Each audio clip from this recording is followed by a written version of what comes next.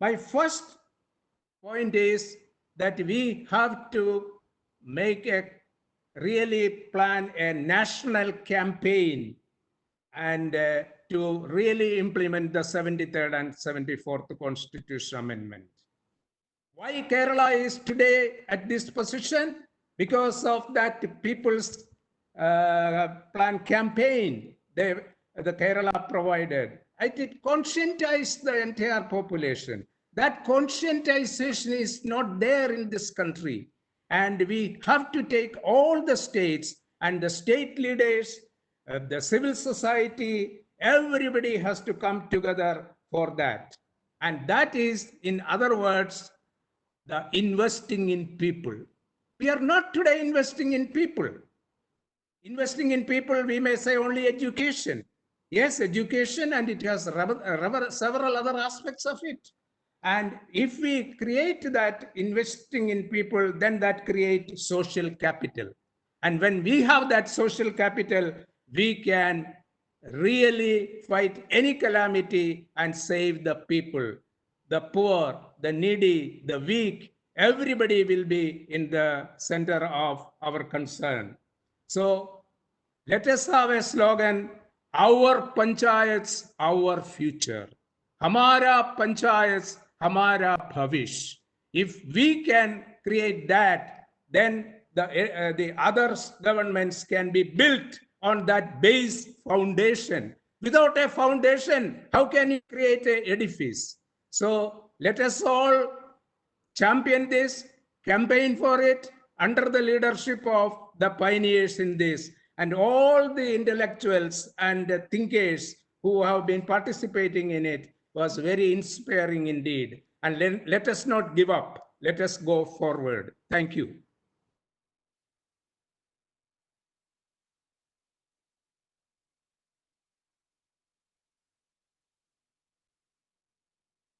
Thank you. Dr. Matthew, the chairperson and the panelists, it was indeed, as our minister rightly said, it was a very enlightening session. Of course, the West and North move a long way forward, but a big beginning has been made. We're happy about it. Thank you very much. Now we are actually late by a few minutes. I think we are going to thank the chairperson and the panelists, and the next chairperson and panelist is going to come. You may please mute your video and audio. Thank you very much. May I invite Dr. W. R. Reddy, Director General of National Institute of Rural Development, to chair the next session. And I understand that other panelists, the panelists of the session are from Tamil Nadu, Professor Palanithurai, Karnataka, Srimati Uma Maheshwaran IAS, from Telangana, Sri Sandeep Kumar Sultania IAS, then Andhra Pradesh, instead of Sri Gopal Krishna Dwivedi, we will have whether Dr. Reddy is around. Hello. Hello. Yes, sir. Yeah. This is for the kind attention of the chairperson, Dr. W.R. Reddy. We will be having Dr. S.S. Meenakshi Sundaram in this session as the last speaker. And the scheduled last speaker is not able to join us now. We have Dr. Meenakshi Sundaram. Okay. Over to you, Dr. Reddy. Thank you very much and welcome you once again, all of you. Hello. Good evening, Reddy. After such a long time. Dr. Reddy, are you able to hear us? Hello. Hello. Sandeep Kumar. Hello.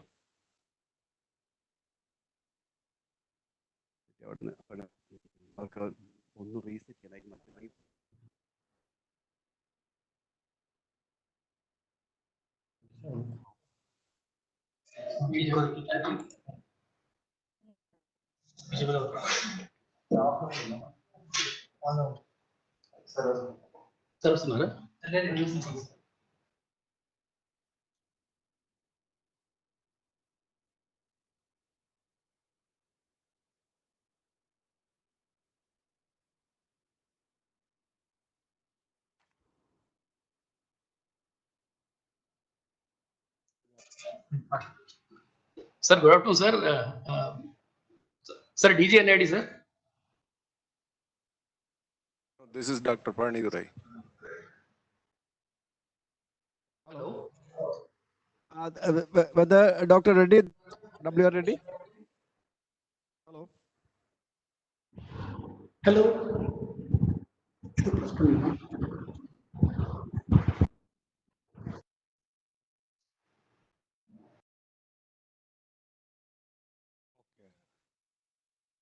Hello, Meenakshi Sundaram. Voice is from Link. Hi. Good evening.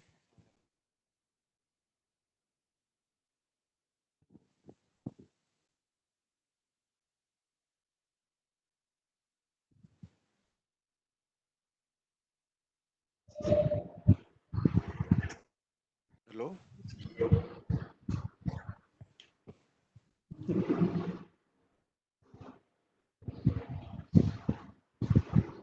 Yes, can we start the session?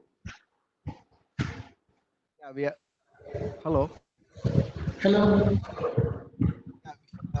We are trying to see how many of the panelists are around. How many of the panelists have joined us? We are trying to check. Just 1 second. Just 1 second.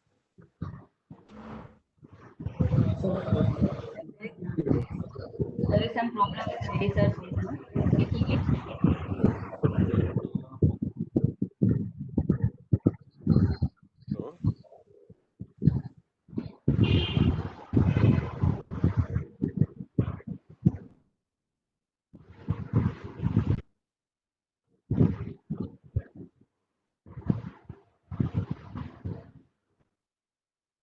Hello.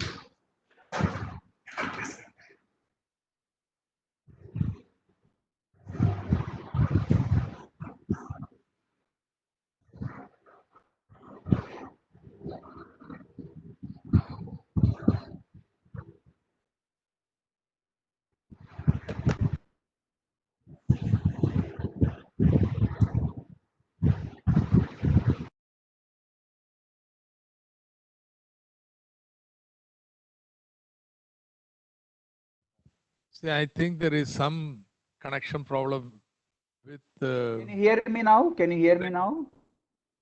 Sir, we can hear you. Reddy sir, we can hear you. Yeah, can you hear me now, everybody? Sir, Reddy sir, we can hear you. You are audible. Okay. There is no Okay. problem with your video. That's Good, okay. good afternoon. Go ahead with your video. Hello. Good afternoon. Hello, Dr. Reddy. We have a small announcement for you, for your kind information. Dr. Meenakshi Sundaram will be speaking in this session. Kindly note that. Okay? Dr. Okay. Dr. Reddy? Okay. Yeah. Dr. Meenakshi Sundaram was Yes. supposed to speak in the opening session, inaugural session, and he will be speaking, he will be joining us today at this session. And we will get some time because the last speaker is not here. So we'll get some. Yeah, you won't be under Okay. any. Okay. Thank you. Take care. Thank you. Welcome to you and So- all of you. I'd like to give to our Okay. minister. Okay. Okay. No, I have no opening remark. I'm here to listen to you. Fine. So, hello to Okay. everybody. As I told in the morning, we are meeting many people who are all together right from the early 1990s when the 73rd, 74th Constitutional Amendment was passed.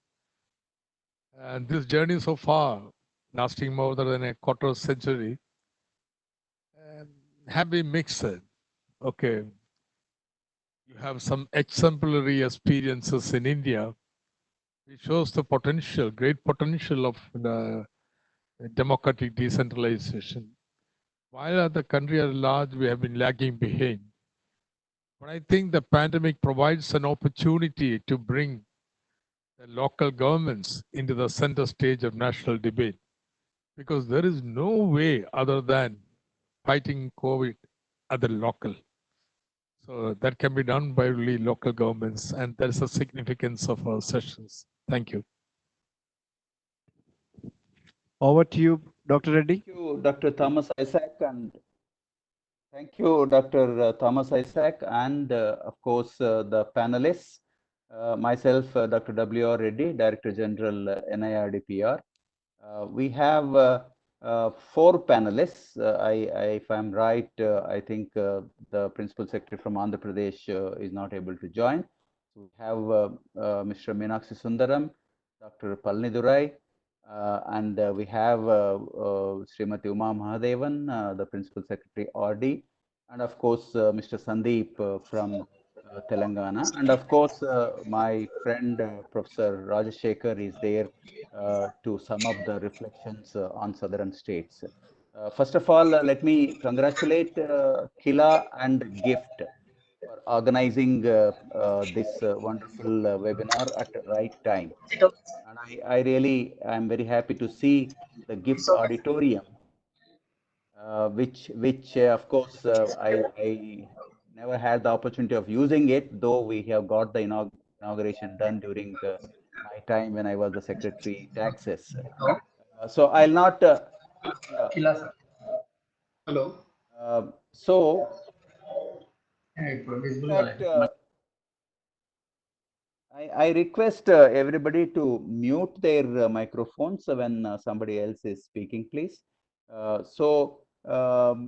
As NIRDPR, of course, right from the beginning of this pandemic situation, we had been taking up a large number of IEC activities, of course, through AV material. In fact, on 1st April, 1st to 3rd April, we have released one AV material which captures the complete approach for the Gram Panchayats. It is available on the YouTube. On 3rd April, we have released, and we try to reach to most of the panchayats on how to manage the pandemic, how to manage the reverse migrants. They are going to come back to the Gram Panchayats, and so on and so forth. A large number of efforts have been made. I think the panchayats ought to have been the natural leadership choice to tackle this pandemic. There was no second thought. There cannot be any second thought. But whether it has happened, whether the panchayats have wound it up, whether the middle level bureaucracy and top level bureaucracy could enable such natural choice, of course, is debatable and varies from state to state.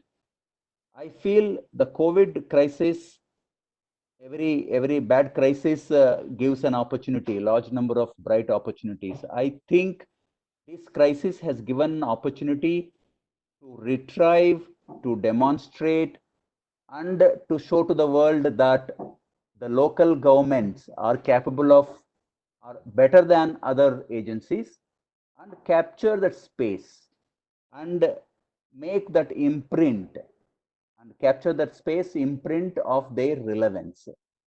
So whatever the southern states, in fact, I quickly compiled some data.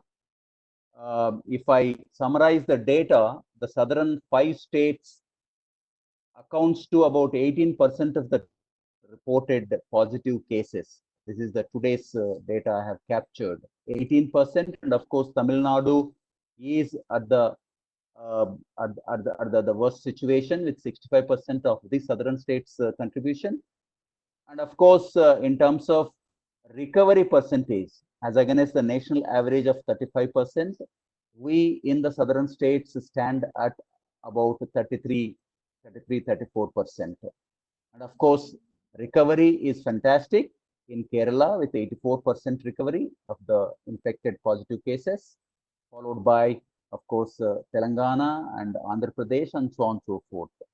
In terms of mortality, as against, of course, the 3.2% national average, the southern 5 states stand at 1.17%, and of course with the highest percentage of 6 plus in Andhra Pradesh, and so on and so forth.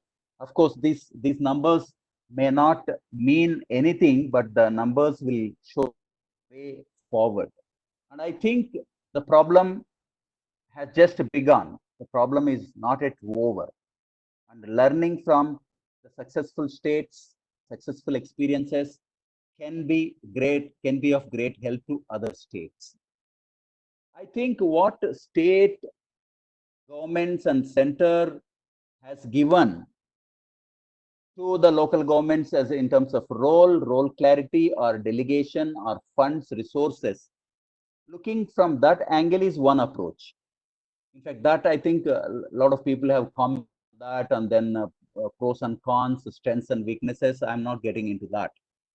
But I am looking at another approach, that is, can we as a local government leadership show the way and prove that local governments are the only way forward in such disaster situation, in such pandemic situation? Are we prepared? Are our leadership is ready for such challenge? I think that is what I am really looking at, and I expect the panelists to make mention on these aspects. So, friends, I'll open the discussion to the panelists, and since we have 4 panelists, I request each panelist to make their point for about 10 minutes, and then followed by Professor Rajshekhar. And then if time is available, I'll get back to other again to the panelists, and I think we can take some questions also. So with these words, I request Mr. Meenakshi Sundaram sir to make his observations. Over to you, sir, Meenakshi Sundaram. Thank you.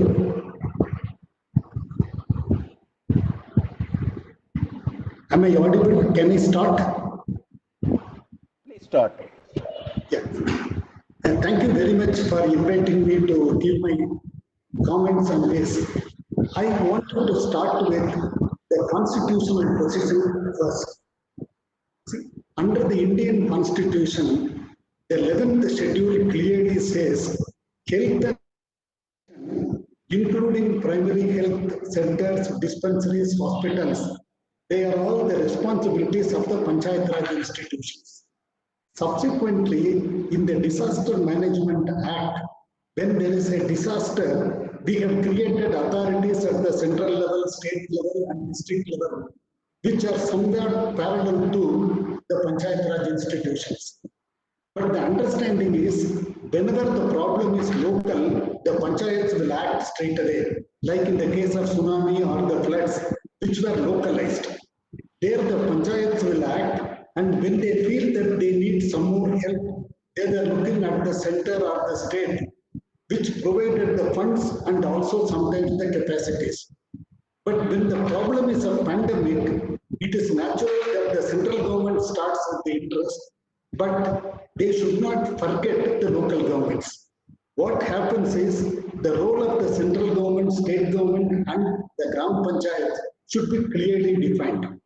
Now, the case of Kerala, though the decisions were taken largely at the state level as to how to handle this, the responsibility of handling was settled with the Panchayat Raj institutions in consultation with them.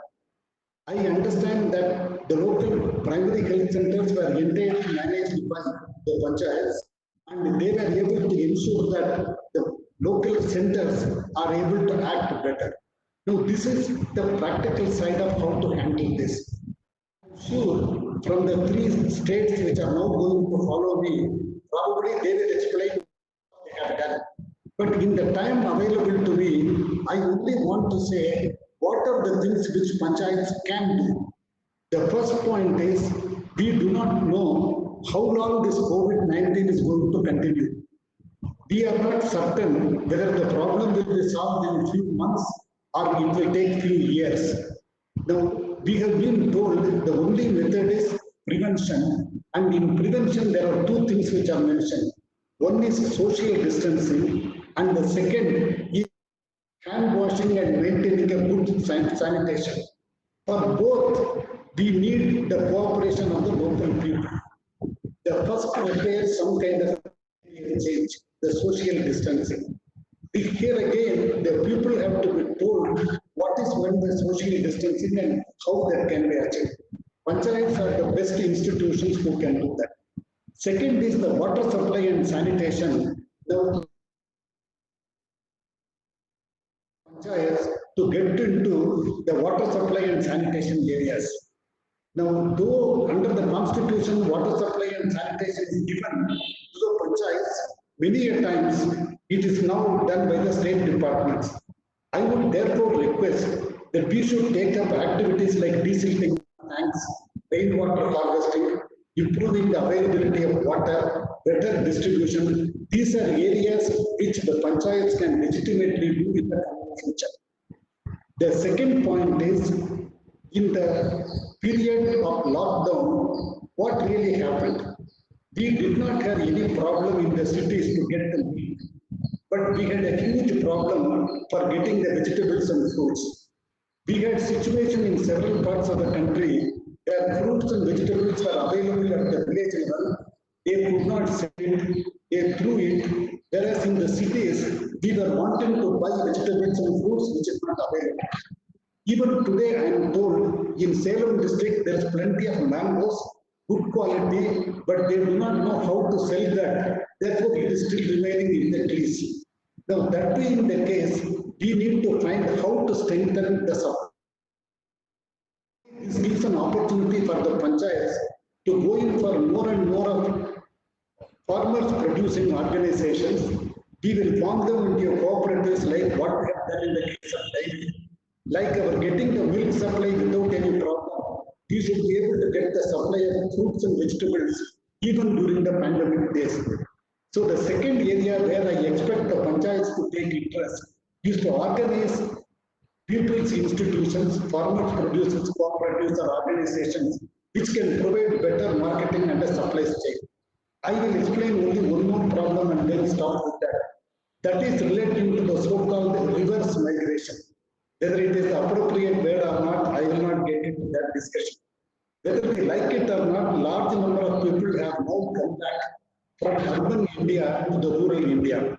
Now this provides, according to me, an opportunity.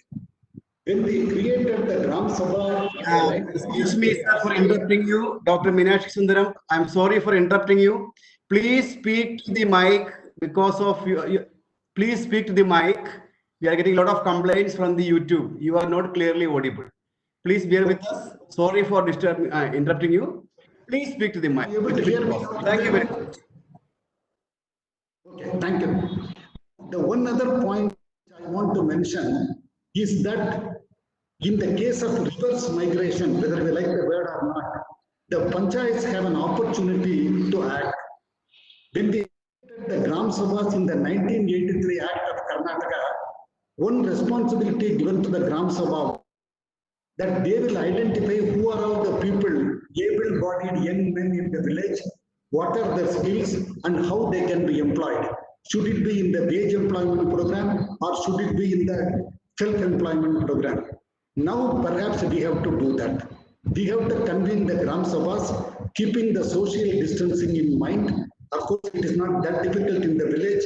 The coronavirus had gone deep into the urban areas, but not that much into the village. Therefore, we can have a Gram Sabha in which we can identify who are all the people who have come from urban areas to the rural areas and who belong to that village, what are their skills and how do we make use of that. We can also identify the raw material available in that area and ensure that with the raw material availability and the skills which have now become available, can we start some kind of a micro, small or medium enterprise, the MSME in a village panchayat?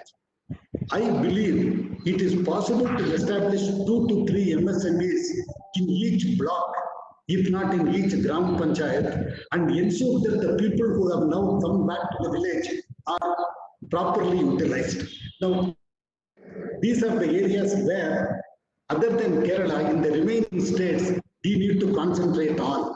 In my view, if we form farmers, producers, cooperative societies, If we concentrate on water supply, sanitation, rainwater harvesting, desilting of tanks, etc., and also have one MSME per block or per gram panchayat, depending upon the size of the place, keeping in view the skills available and the raw material available, that will ensure that we deal with the aftereffects of COVID-19 properly.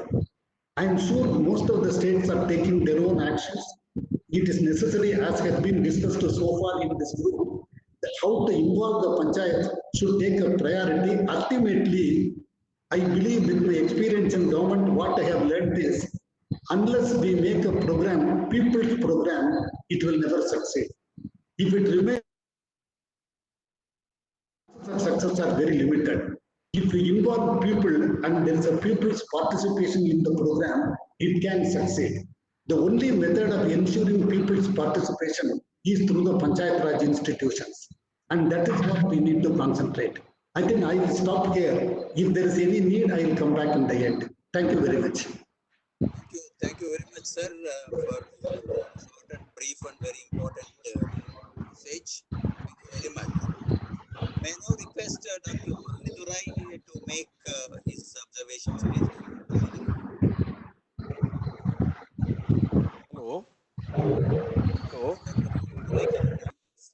Am I audible? Yes, yes. Hello. Yes, please go on. You are audible. Okay. Mr. Chairman, let me at the outset express my deep sense of gratitude to the organizers for having given me the opportunity to interact in this webinar on a very important subject, which is dear to my heart. Since the chair has given a framework of what is expected from this panel, I'll stick to it. First, I will give an overall picture about what is going on in Tamil Nadu, but I'm not representing the government. That I closely work with the government, but I'm not representing the government in this webinar. That you have to note it. So, what is the reality today in Tamil Nadu? We have local bodies. We don't have an urban local body because election has not been conducted. We have a rural local body. Elected leaders are in position. Number one. Number two, the state government is very serious, very meticulous, giving, series of instruction in the form of a booklet to all Gram Panchayats. What are the steps to be taken by the Gram Panchayat in this context?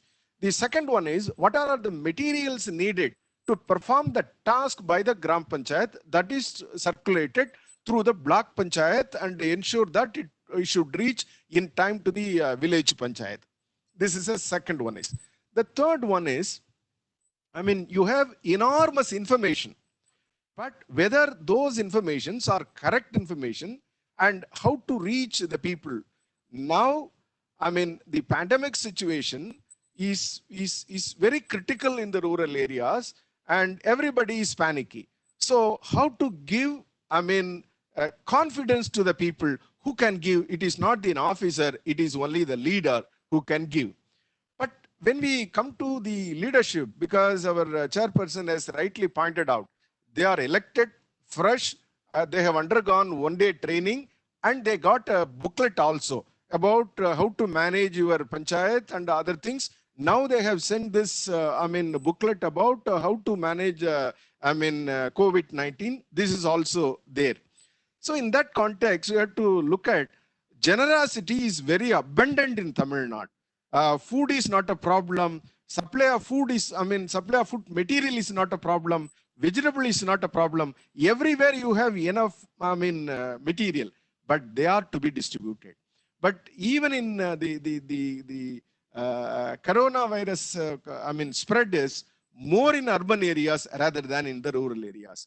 But wherever we find strong leaders, they have a passion, they have a commitment, they have a capacity, and they have taken responsibility by using the provisions available in the Act as well as using the provisions available in a GO passed during a tsunami period.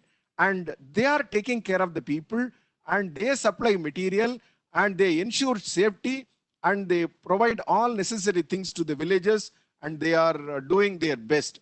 But this is not the case in all Gram Panchayats. But the state government is taking an earnest effort.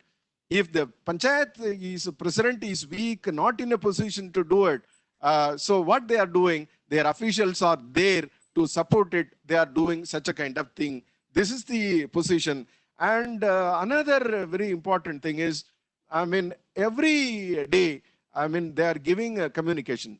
But carefully, we have to understand, people mobilization is more. People mobilization is more important in this context. And giving information to the people is more important. That we call it as, I mean, conscientization of the people. Conscientizing the people, conscientizing the leaders, conscientizing the officials on the new situation, how to prepare them for a new life. So what to do? But majority of the panchayat presidents are demanding a new GPDP has to be prepared in a new context, because they got the instruction from the government that 15th Finance Commission, I mean, allocation and subsequent changes also in the allocation. So in that context, many of the leaders are posing, I mean, a demand that a new perspective plan has to be prepared. I think they are going to prepare. This is one aspect of the, I mean, situation managed by the Gram Panchayat in Tamil Nadu. The substantive issue is, I mean, whether the local bodies are empowered. That is the most important thing. If you look at the powers given to the Gram Sabha, powers given to the Gram Panchayat, powers given to the whole of the Panchayat, in my opinion, if I am there, I mean, this is more than enough. I can do wonders in that. But to that level, I mean, capacity building has to be conducted and enhance their capacity. That is why I'm saying that it is a leadership quality. Then there is another political culture that is more important. How the government is treating the people. Most of the occasions, because we always quote Kerala. Kerala treat the people as citizens. They have also responsibility. So when a responsibility is given, they have to act and they have to participate in the whole of the thing.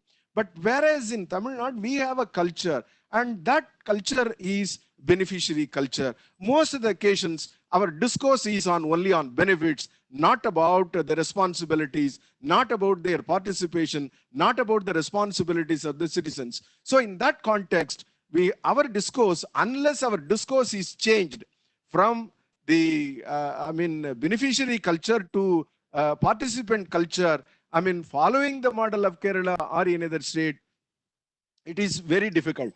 But I'm reminding one thing. I mean, in 1965, there was a lecture by JP in All India Panchayat Parishad Convention. He stated very clearly that, I mean, unless there is a movement from below demanding powers and deciding things, I mean, any number of acts, I mean, in this country cannot change the situation. Such a way, he made a presentation as a chairperson address in 1965 in, I mean, Bangalore itself, in All India Panchayat Parishad annual conference. So what I feel is that right now, what we have to discuss is how to change the discourse, especially, I mean, states like this.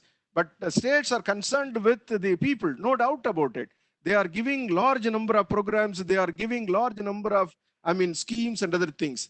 But the question is, I mean, are we going to treat them as citizens, responsible citizens, and they participate?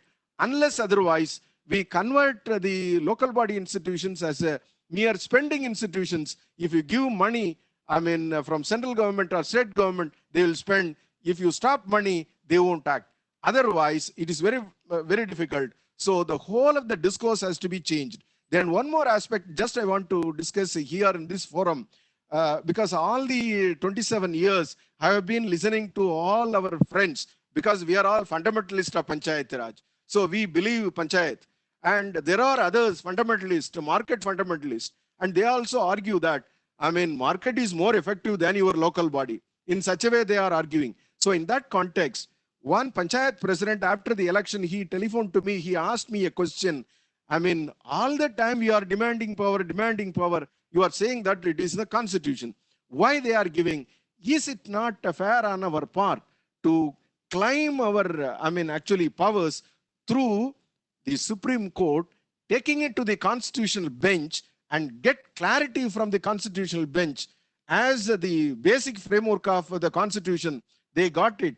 In the same way, and we have to go to that level and get clarity. Otherwise, all the times, activity mapping, give more powers, give more powers. And always I used to think that, you take the power, you act on it, then it will speak. So otherwise, it is very difficult. So in that context, as I understand from the field in Tamil Nadu, there are vibrant panchayats taking responsibility, delivering goods, and taking personal risk also.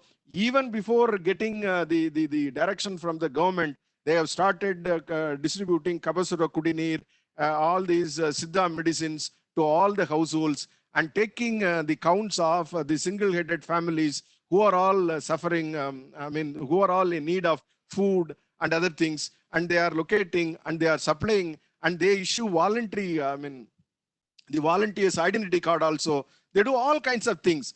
Wherever we find leaders, those who have got the capacity to manage the institution.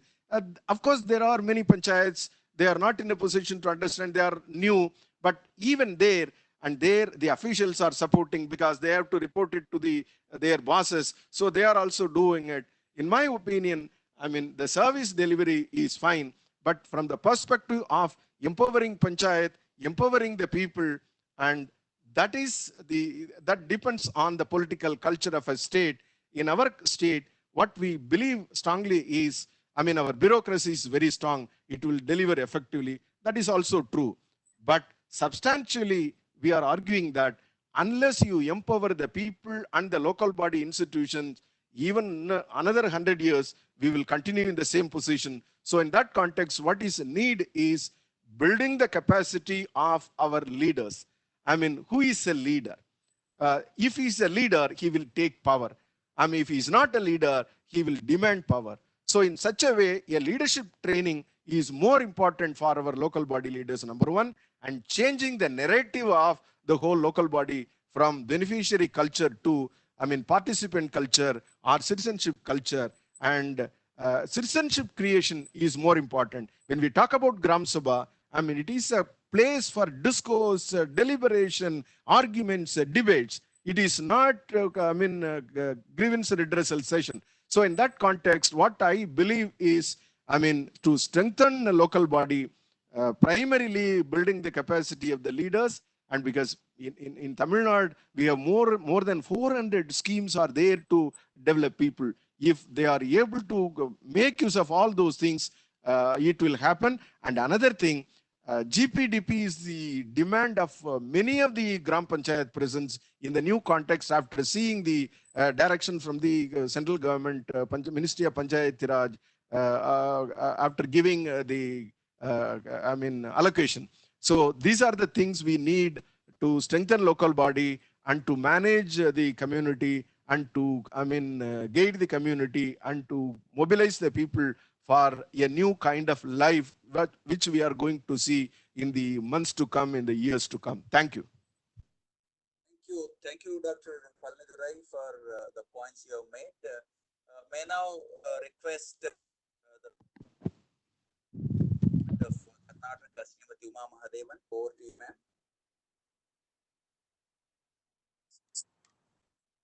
Good afternoon, everybody. Am I audible? Yes. You hear me? Yes. Okay. Greetings to everyone. And at the outset, I'd like to say how much I greatly appreciate this initiative to have this webinar. My special thanks to the respective Finance Minister of Kerala, the Honorable Dr. Thomas Isaac. My congratulations to Killa and to GIFT for putting this webinar together at a very, very opportune and appropriate time. I do hope also that this experience sharing, which has already been a great learning experience for me, I've been making detailed notes. I hope this experience sharing will be only the first of many more regular such sessions.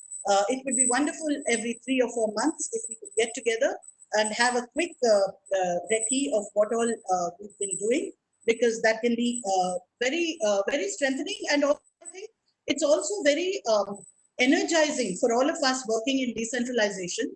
It's very energizing and hopeful for all of us to hear from each other, because this is an area where solidarity is equally important.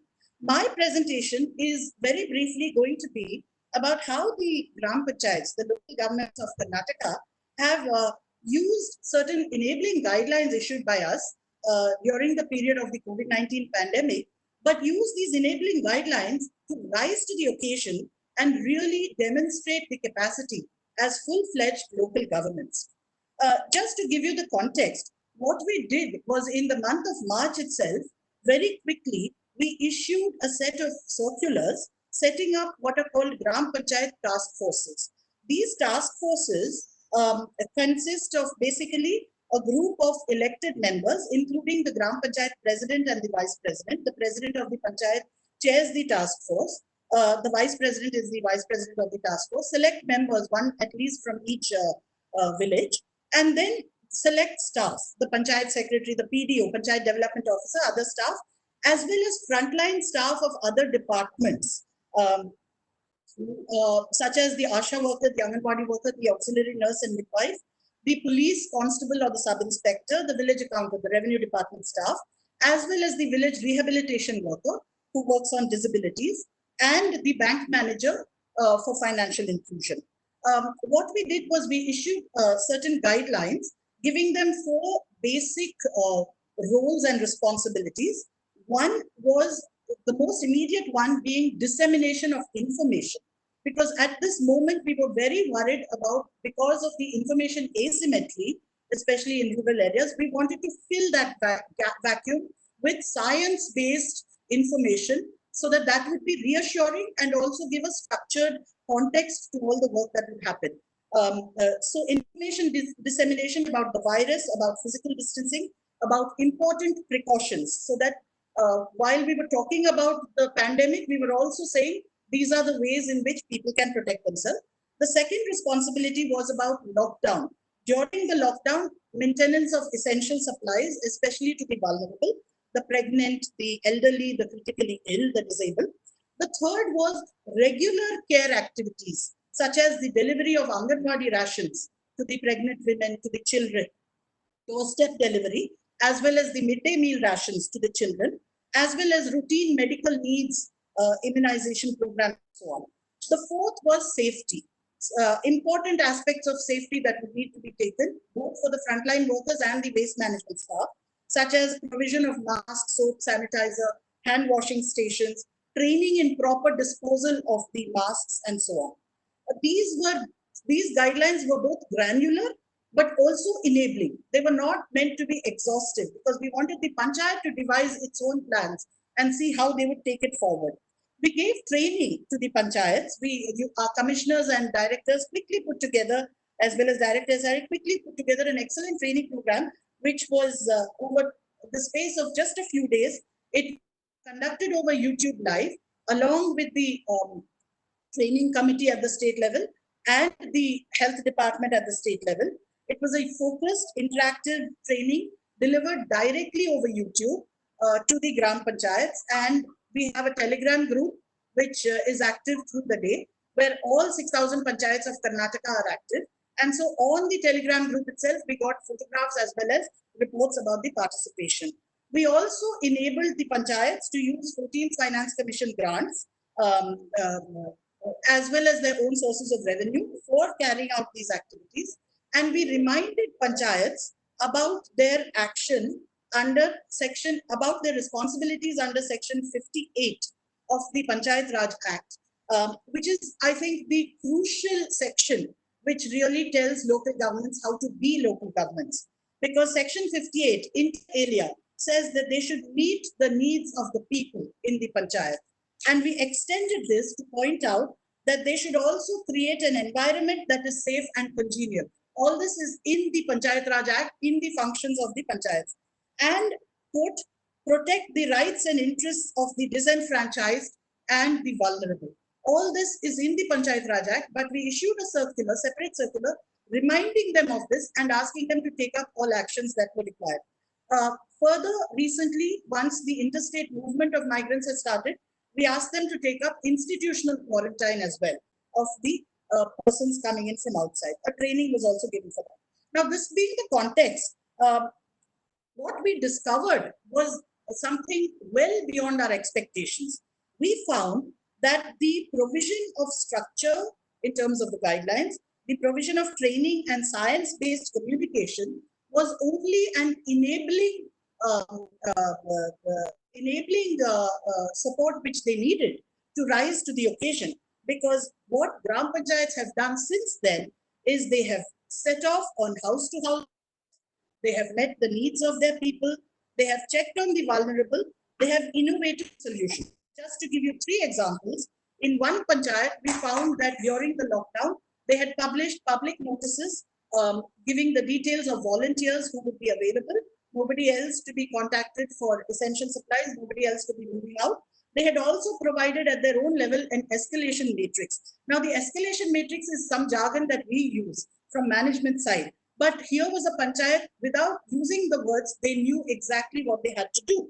Similarly, in another panchayat where there was in Nanjangud, where there was seal down and a large cluster of positive cases, since they needed urgently to make arrangements for medical treatment of those in critical need, such as pregnant women, they identified 2 vehicles, private vehicles of the panchayats to function as private ambulances for those who did not need special ambulance treatment, but for example, a pregnant woman who needed to be taken to the hospital urgently.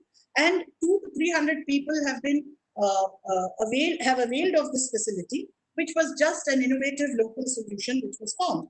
A third example is of another panchayat where, due to supply chain disruptions, farmer to table vegetable distribution was carried out by the panchayat by connecting the farmer, the donors, the panchayat itself, and providing vegetable kits to all its people. In another panchayat, banking correspondents were invited. They were given space at the, and this has happened in hundreds of panchayats. They have been given regular space and time and the use of the local internet in the panchayat, and people have been able to use physical distancing and masks in order to withdraw funds and use their banking transactions. Delivery of free milk, delivery of pure water, delivery of ration kits. I could go on, but these are examples. Additionally, panchayats have reached out to self-help groups as well as to trade tailors who've had difficulties for provision of masks, procurement of masks, fabric, masks as per specifications.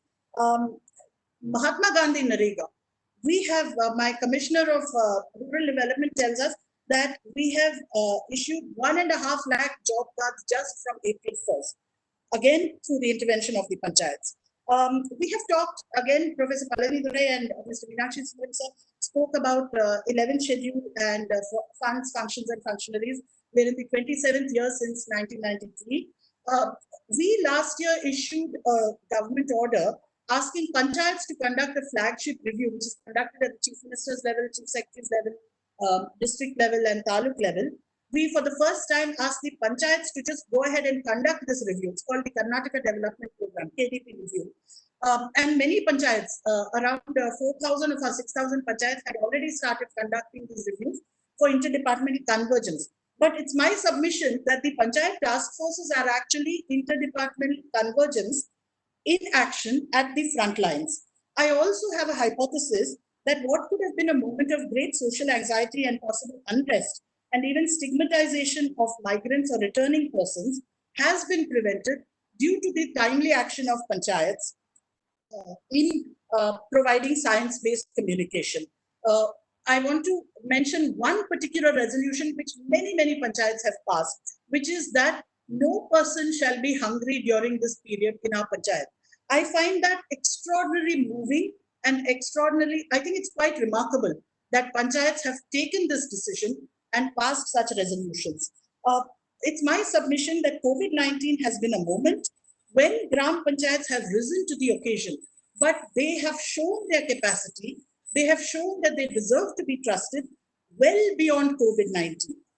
It's also, they are not only first responders, but they are the carers, their provisions of care for the life cycle at birth, before birth for the pregnant mothers, before birth, as well as after birth, for the entire life cycle, even for the elderly, the vulnerable, the panchayats are the caretakers. My final point is that we have always looked at technology as possibly the It's the buzzword for delivering welfare and weeding out those beneficiaries and all those things. It's my submission that technology is neither the only way nor even the best way to deliver welfare, because technology is a centralizing force.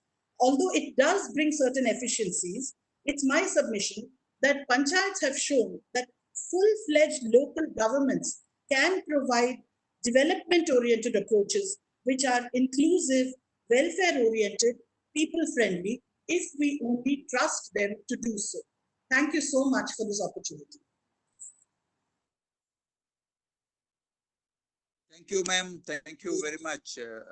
Trust is the important thing, I think, which is coming out based on your experience. Thank you very much. We now request Mr. Sandeep from Telangana to make observations. Mr. Sandeep. Sir, good evening, sir. I'm Narendranath, Joint Director from Telangana SID, sir. Sir, actually, sir has gone to a minister for an urgent work, sir. He wanted to just read to inform me, sir. Please, sir. Thank you so much, sir. Sir, sir will get back to you offline, sir. Subsequently.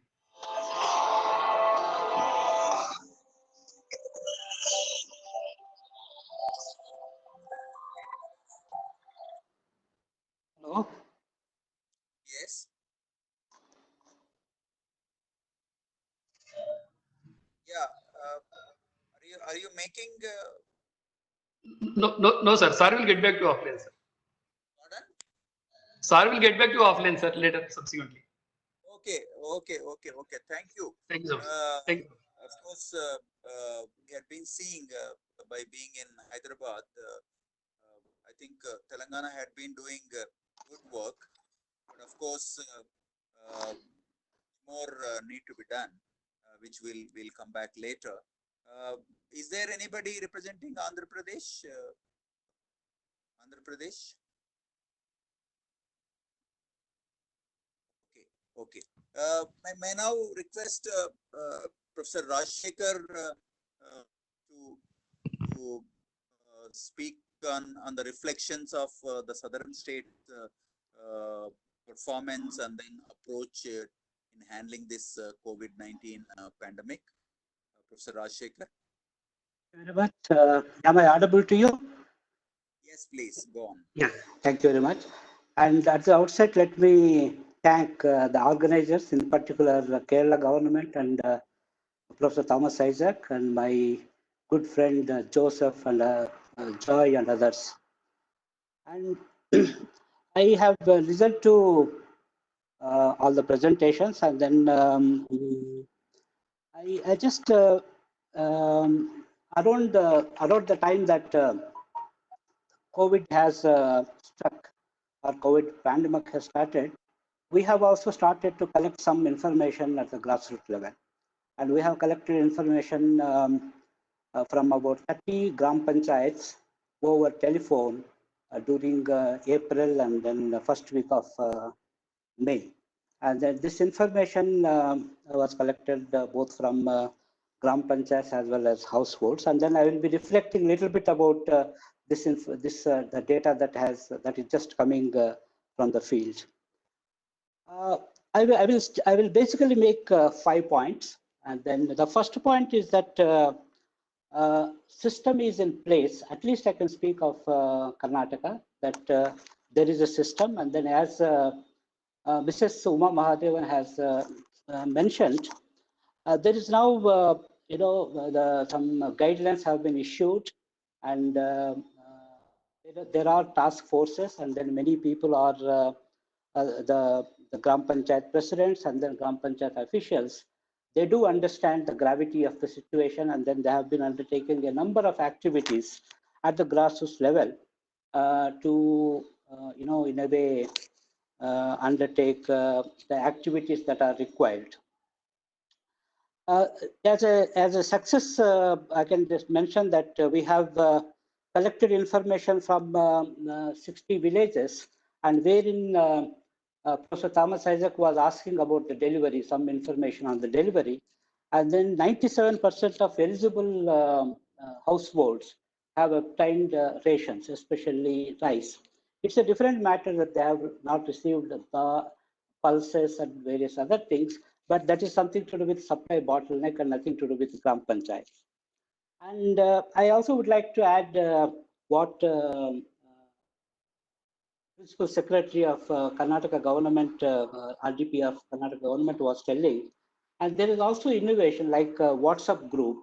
And some of the Gram Panchayats have started WhatsApp group, and then they have as many as 8,000 subscribers in their group, and with which they have been providing continuously information on COVID pandemic and then the kind of precautions that they have to take, social distancing and various other things. And this is quite contrast to the point that Professor Palanidurai was making, that concentration. So there seems to be some difference that in Tamil Nadu there is a need for concentration, whereas in Karnataka, because panchayats have been empowered through these guidelines, so there is a concentration. The second point that I would like to make is that Dr. Meenakshi Sundaram emphasized about social distance. And this is something which is done very well in Karnataka. And then when we collected the information, we found out that the Gram Panchayats have issued some kind of guidelines and even put up posters near the places where social distancing may be compromised, such as water collection points, public distribution system, and so on and so forth. And then signs were already mentioned by Mrs. Uma Mahadevan. That is, in addition to that, they have also marked the places. That is the way we see in Bangalore and other places. And then some kind of social distance was also maintained. But one of the things that we need to now moving ahead, and how will the social distance be followed when Gram Panchayats take up MGNREGS works in the future, or when agricultural operations begin. So what will happen to social distance, and what kind of measures have to be followed? This is something which needs to be thought about. The other thing is that Dr. Meenakshi Sundaram has mentioned about water and sanitation, drinking water and sanitation. And here, what we could gather from Gram Panchayats, 30 randomly selected Gram Panchayats in Karnataka, is that the Gram Panchayats have been ensuring that the water is being distributed. And then one of the innovative cases is that Karnataka, there are these frequent power fluctuations. One of the Gram Panchayats has written to Karnataka Electricity Board that because of frequent electricity fluctuations, and then people suddenly rush to water collection point whenever there is a power, and then water is released. So they have requested the government to ensure regular supply of power so that water is regularly distributed. So the need for people coming together and then social distance being compromised is something which can be avoided. So these are some of the, because of the guidelines that have been issued by the Karnataka government, the panchayats have been able to rise up to the occasion, and then they have also solutions. And but at the same time, when it comes to sanitation, and then we see that the performance is somewhat varied. And in coastal Karnataka, the spreading of basically application of sanitizers or spraying of medicines and all these things have been very well done. But if you go to northern Karnataka region, and this is something which is not very well done. The fourth point that I want to make is that responses by TP and reality.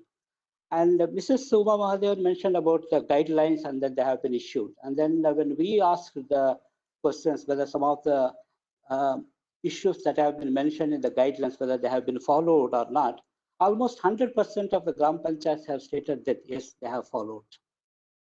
But reality is somewhat different when it comes to this one. So for example, you take delivery of social services.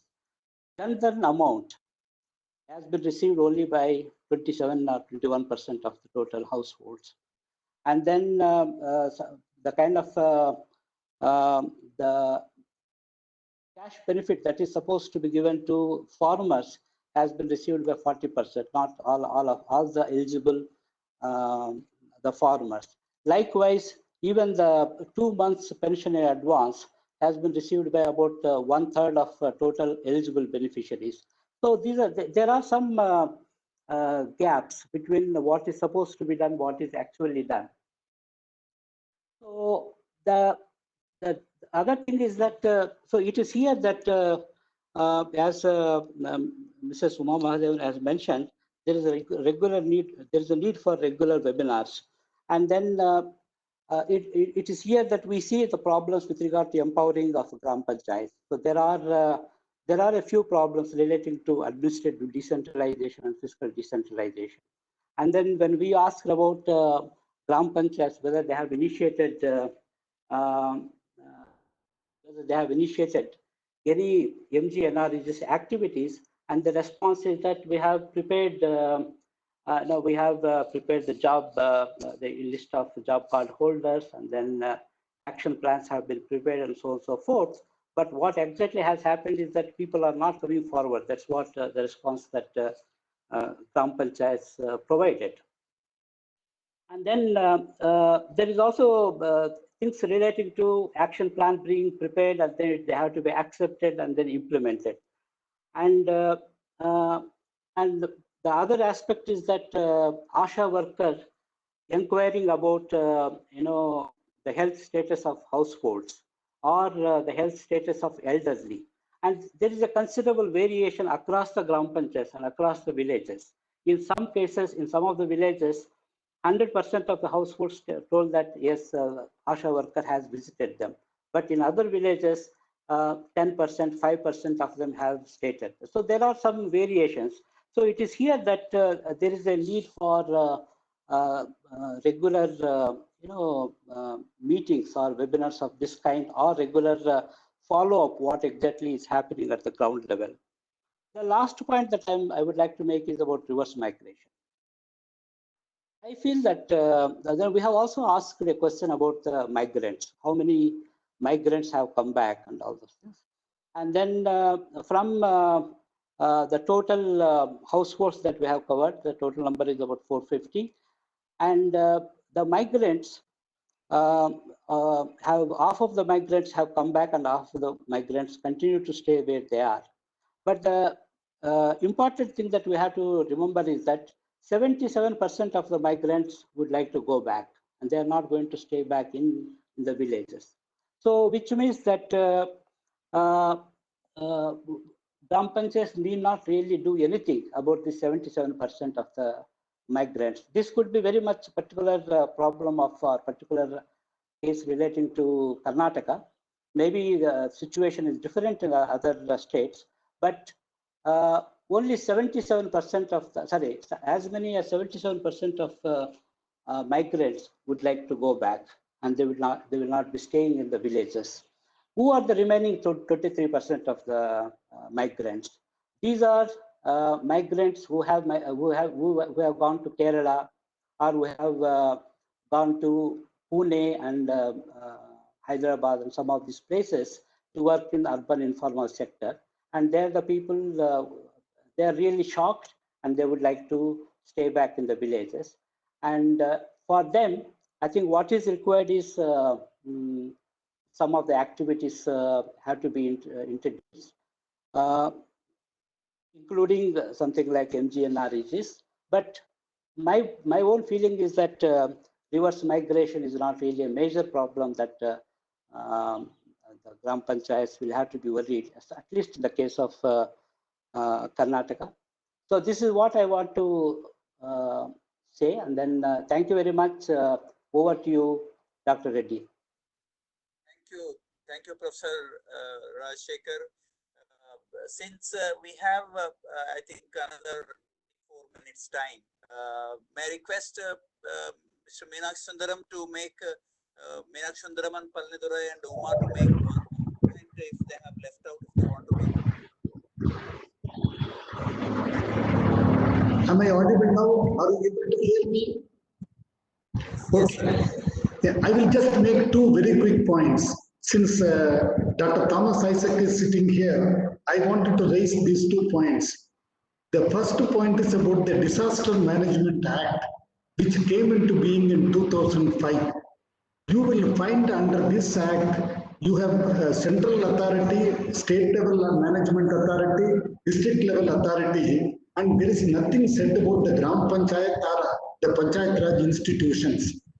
They are all clubs, local authority, and the intention appears to be that if there is a disaster, it will be the higher level governments which will manage, which will tell what should be done, and the Gram Panchayats are only expected to carry it out. In my view, as has been done in the case of Orissa, can we give the authority to the local governments themselves?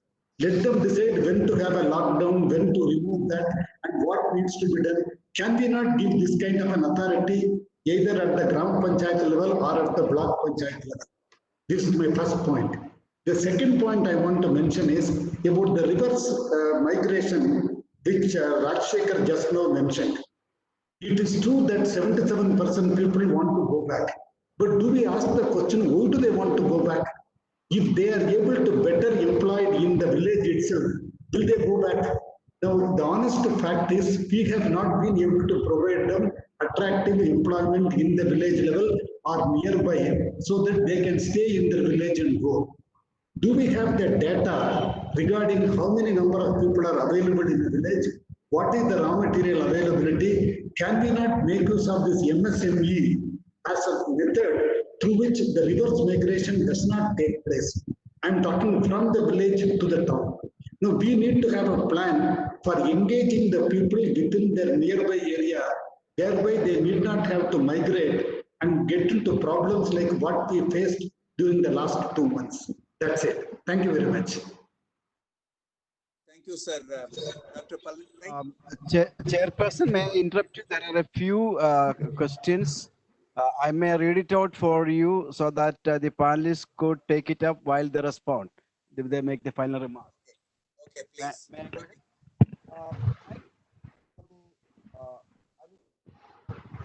My question to all eminent panelists is that the current situation we are facing against time and the way a few of democratically strong states have managed to deal with COVID-19 pandemic.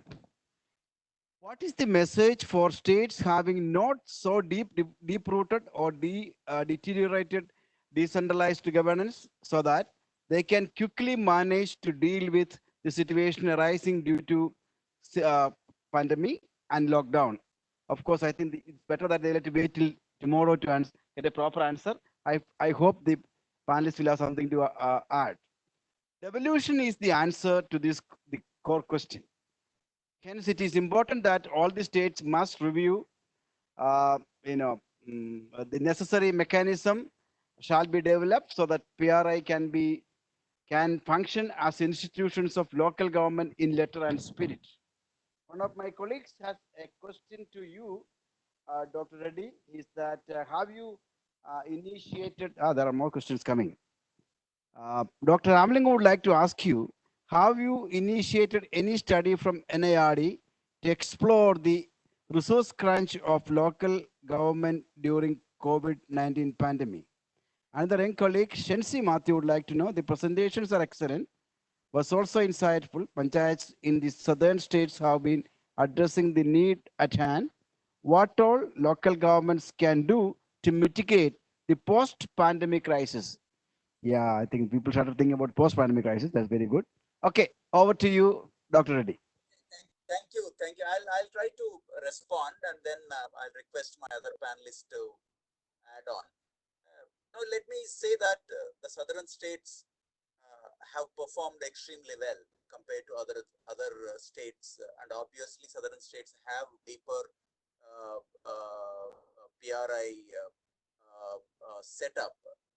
And of course, Kerala is on the top, and expecting other states to follow Kerala may not be possible. Kerala is, of course, an ideal thing to learn the lessons and then improve it upon, because Kerala has a completely different decentralization history. It will take a lot of time for other states to reach that. But the next issue is as I mentioned earlier, whatever the things that are, yes, Joseph? No, I cannot hear you. I cannot hear you. I'm not able to hear you. Yes. You are not audible. That's what I'm saying. Could you please speak perhaps? Are you able to hear me? Are you able to hear me? Hello? Dr. Reddy, Can you you hear are me not now? audible. That's what we are saying.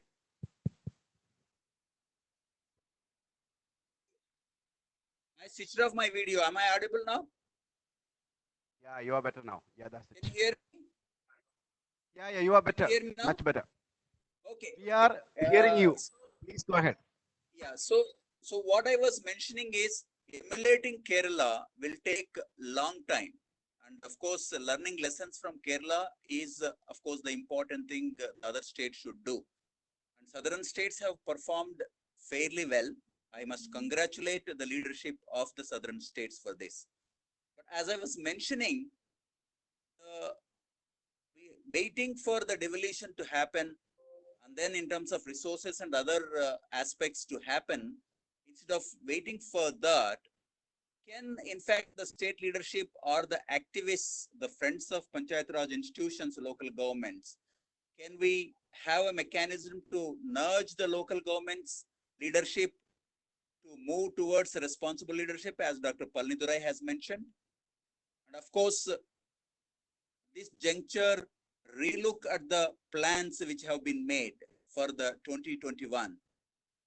Relook the GPDP plans that have been made and incorporate in managing the COVID situation or post-COVID situation. In fact, we are not in a position to say when the post-COVID situation date is starting. It is a continuous process. We have to keep moving forward and learn. So there's nothing like a post-COVID situation. It may be 1 year or it may be 2 years, but we have to ready. So we have to reset our plans, development plans for the COVID situation and accordingly move forward. And we have to focus on certain issues like protecting the senior citizen, children, women, and mainly going by the principle of respecting and suspecting. Respect, no stigma to be attached. We have to respect. But at the same time, we have to suspect that anybody can be a carrier. And accordingly, we have to follow the precautions, the measures which have been prescribed, like social distance, wearing the mask, hand washing, and so on and so forth. So suspect and respect will go together in this case. And of course, proactive anticipation and planning is required. And I think the state leadership should groom the local government leadership to proactively plan. As I was seeing yesterday in TV, in I think one of the panchayats of Karnataka, permission was given to celebrate one festival where the social distancing norm has gone to wind. So I think it has to be anticipated and then plan accordingly. Then the next question is, how can we strengthen the local governments? And of course, more devolution and more responsibility to be given to them, and state governments have to devolve funds and so on and so forth. That process is going on. And it has taken 20 years and to reach this stage. Is there any other way of approaching and supporting the local governments and strengthening the local governments so that they can move forward? I think Dr. Palnidurai has made a point that bottom up, moving from the bottom, feeling that empowerment among them, how can we create it? Of course, the capacity building and conscientizing the leadership. So how can we create such institution? I think in the introductory inaugural session, Mr. Manishankar Iyer has mentioned the panchayat body which has met and then discussed. They have gone to disuse. Can we think of a non-governmental, but of course, involving the local bodies? Can we have some strong setup which can become a platform to pose the issues, problems of the local governments and start discussing? Suppose, for example, the 15th Finance Commission, Before the 15th Finance Commission, everybody made the presentations what they want. But is there any body from the local governments, especially the Gram Panchayats, who represented and presented before the 15th Finance Commission what exactly the Gram Panchayat want, what should happen? There is no such body. Of course, the state government has made, the department has made, and so on and so forth, but it was never from the hearts and souls of the leadership, local leadership. So can we think of a parallel body, non-governmental body, to support these local governments and thus strengthen the local governments? Maybe I'm thinking in the lines of, let us say, IT sector, NASCOM supports them. Can we have some national level, regional level, such setup to support the local governments, especially the Gram Panchayats? So regarding the study, what Dr. Ramlingam has asked, we are working on different areas of research. Of course, we are focused on the capacity building through, of course, the IT using the technology. We'll be moving on to those research aspects also. So with this, I'll leave it to the panelists and of course, Dr. Thomas Isaac to respond to the queries.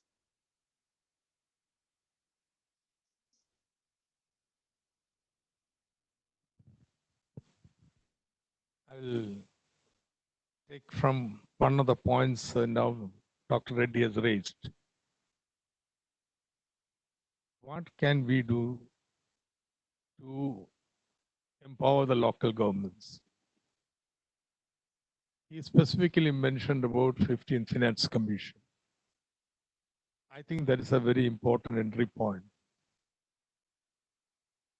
Now, I have very little hope in trying to pressurize the state governments to devolve more to the local governments and so on. These are long-term projects. But what could perhaps be done is, 15th Finance Commission is not going to complete its report by October or anything. Things are so uncertain. How can you make any calculation for the future? And therefore, something that can follow out from the present webinar is, and we put together a document what has been the response of the local governments to the pandemic.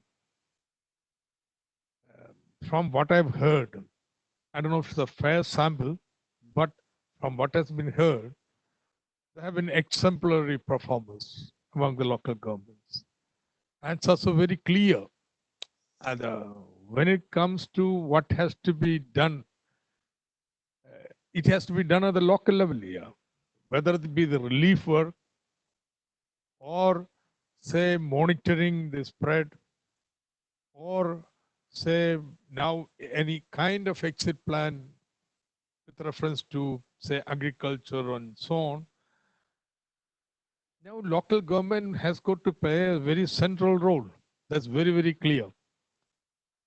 And therefore, it should be possible to put together a very elaborate, serious memorandum to the 15th Finance Commission, not from any particular state government, but supported by everyone who have been working in democratic decentralization, committed to it, drawing out this experience and emphasizing the need for much higher devolution to local governments. Perhaps making it, say, kind of incentivizing the state governments to devolve more. That's perfectly legitimate. So I think this is something that can concretely come. I don't think we can avoid, say, addressing the local government empowerment in this fight against COVID. So I don't want to put large agenda and so on. Okay, we can have a lot of things, but something focused upon 15th Finance Commission. And now we have a report perhaps do away with the tide funds altogether. Leave it to the local governments to decide the priority. In fact, that's something they should do immediately. Why tie up the limited fund into basic grant and sanitation and so micromanage it? So I think this is something that can come out. We can all work together, bring together experiences, show the potential, and then go to the Finance Commission that the allocation for local governments must be substantially increased. I think I feel the first most important breakthrough has to be in devolving the funds. If you have the funds, then functions anyway. There is no activity mapping or anything. It's a big thing where state, center, everybody can work. That functional division is all concurrent. And therefore, once the fund is there, well, you have the money, therefore you choose your function. I think that is the way it was done in Kerala, and that would happen in the rest of India. So this is what we had in mind, some concrete actions to come out of the dialogue here. Thank you. So I would like to thank all the panelists for their valuable suggestions, and I think the organizers would compile and go on. And thank you, Kila, Gift, and Dr. Thomas Isaac for this opportunity. Thank you very much. Thank you, Dr. Reddy and the panelists for this very insightful session. Now we shall move on to next session, which is going to be chaired by Dr. S.M. Vijayanand. The speakers are going to be Srimati Aruna Roy, Dr. K. Ravi and Dr. Yamini Iyer. In another few minutes time, we can resume.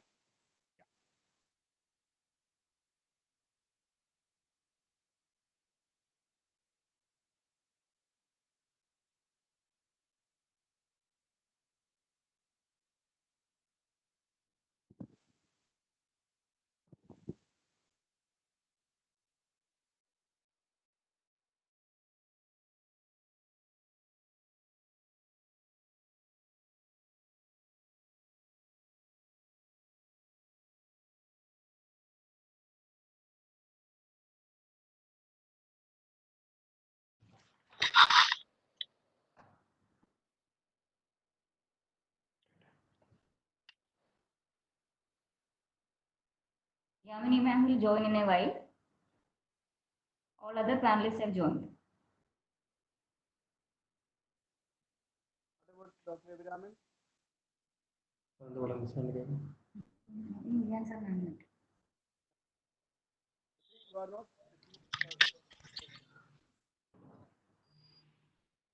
video, Dr. Ravi, please. Start. Hello. Yeah, I think Dr. Ravi, would you like to switch on your video? Yes, it is on now. It's on, but you are visible. Oh, sorry. Just 1 second, please. Yeah, John. No. Am I okay? You need not be visible, even otherwise. How about now, Joseph? Not yet. Maybe the connectivity is poor. You can continue the audio. I'm clicking. I'm clicking it. No, clicking might get more problem. I think your voice is enough. Both. Can you hear me now? We are hearing you. That's better. Okay, then fine. Then fine. Okay, thank you very much. We welcome the panelists. We have Sri S.M. Vijayanand. You know that he has been, he has been the secretary at the Rural Development Ministry, and now he's the former chief secretary, and also currently is the State Finance Commission chairing the session. We have none other than Srimati Aruna Roy, with us, and Ravi Raman and Dr. Yamini Iyer. Okay, over to you, Sri S.M. Vijayanand. Thank you, and welcome all of you once again. Thank you for giving me this opportunity. Welcome to my fellow panelists, especially Aruna ma'am Raman, Yamini, a little hesitant and nervous speaking when Arnaman is going to speak next. But before that, let me say that I'm quite sad while speaking about Narega. The whole thing, if anything can give some trigger to the rural economy, it is Narega. It just mentioned in passing by Government of India in the Finance Minister's announcement. Not even 1 rupee has been added. No assurance that Narega will be there. There seems to be some visceral prejudice, and that makes one sad. So, if Narega has huge natural advantages if it is used as per the spirit of the Act. It is as per demand. It is as per need. It is for rural areas. It is for the poor areas. It brings cash flow to the worker, and it stimulates the local economy. It is doable. It was done several times. Somehow it has missed. And MGNREGS can be used for livelihoods, agriculture, animal husbandry, fisheries. It can be used for natural resource management. It can be used for pro-poor infrastructure. And all this are not just giving cash. It is also building the economy, particularly capital investment, or I would call it, in the conventional sense, some investment for agriculture. And MGNREGS is for all, the poorest to the poor, elderly, differently able, even mentally ill. There are different ways of redesigning, which is provided in the law for designing Narega for different sections of people, women, everything, so-called work study. And now the homecoming labor, they are all to be employed probably require another doubling of the current. But there are a lot of issues which I want to highlight.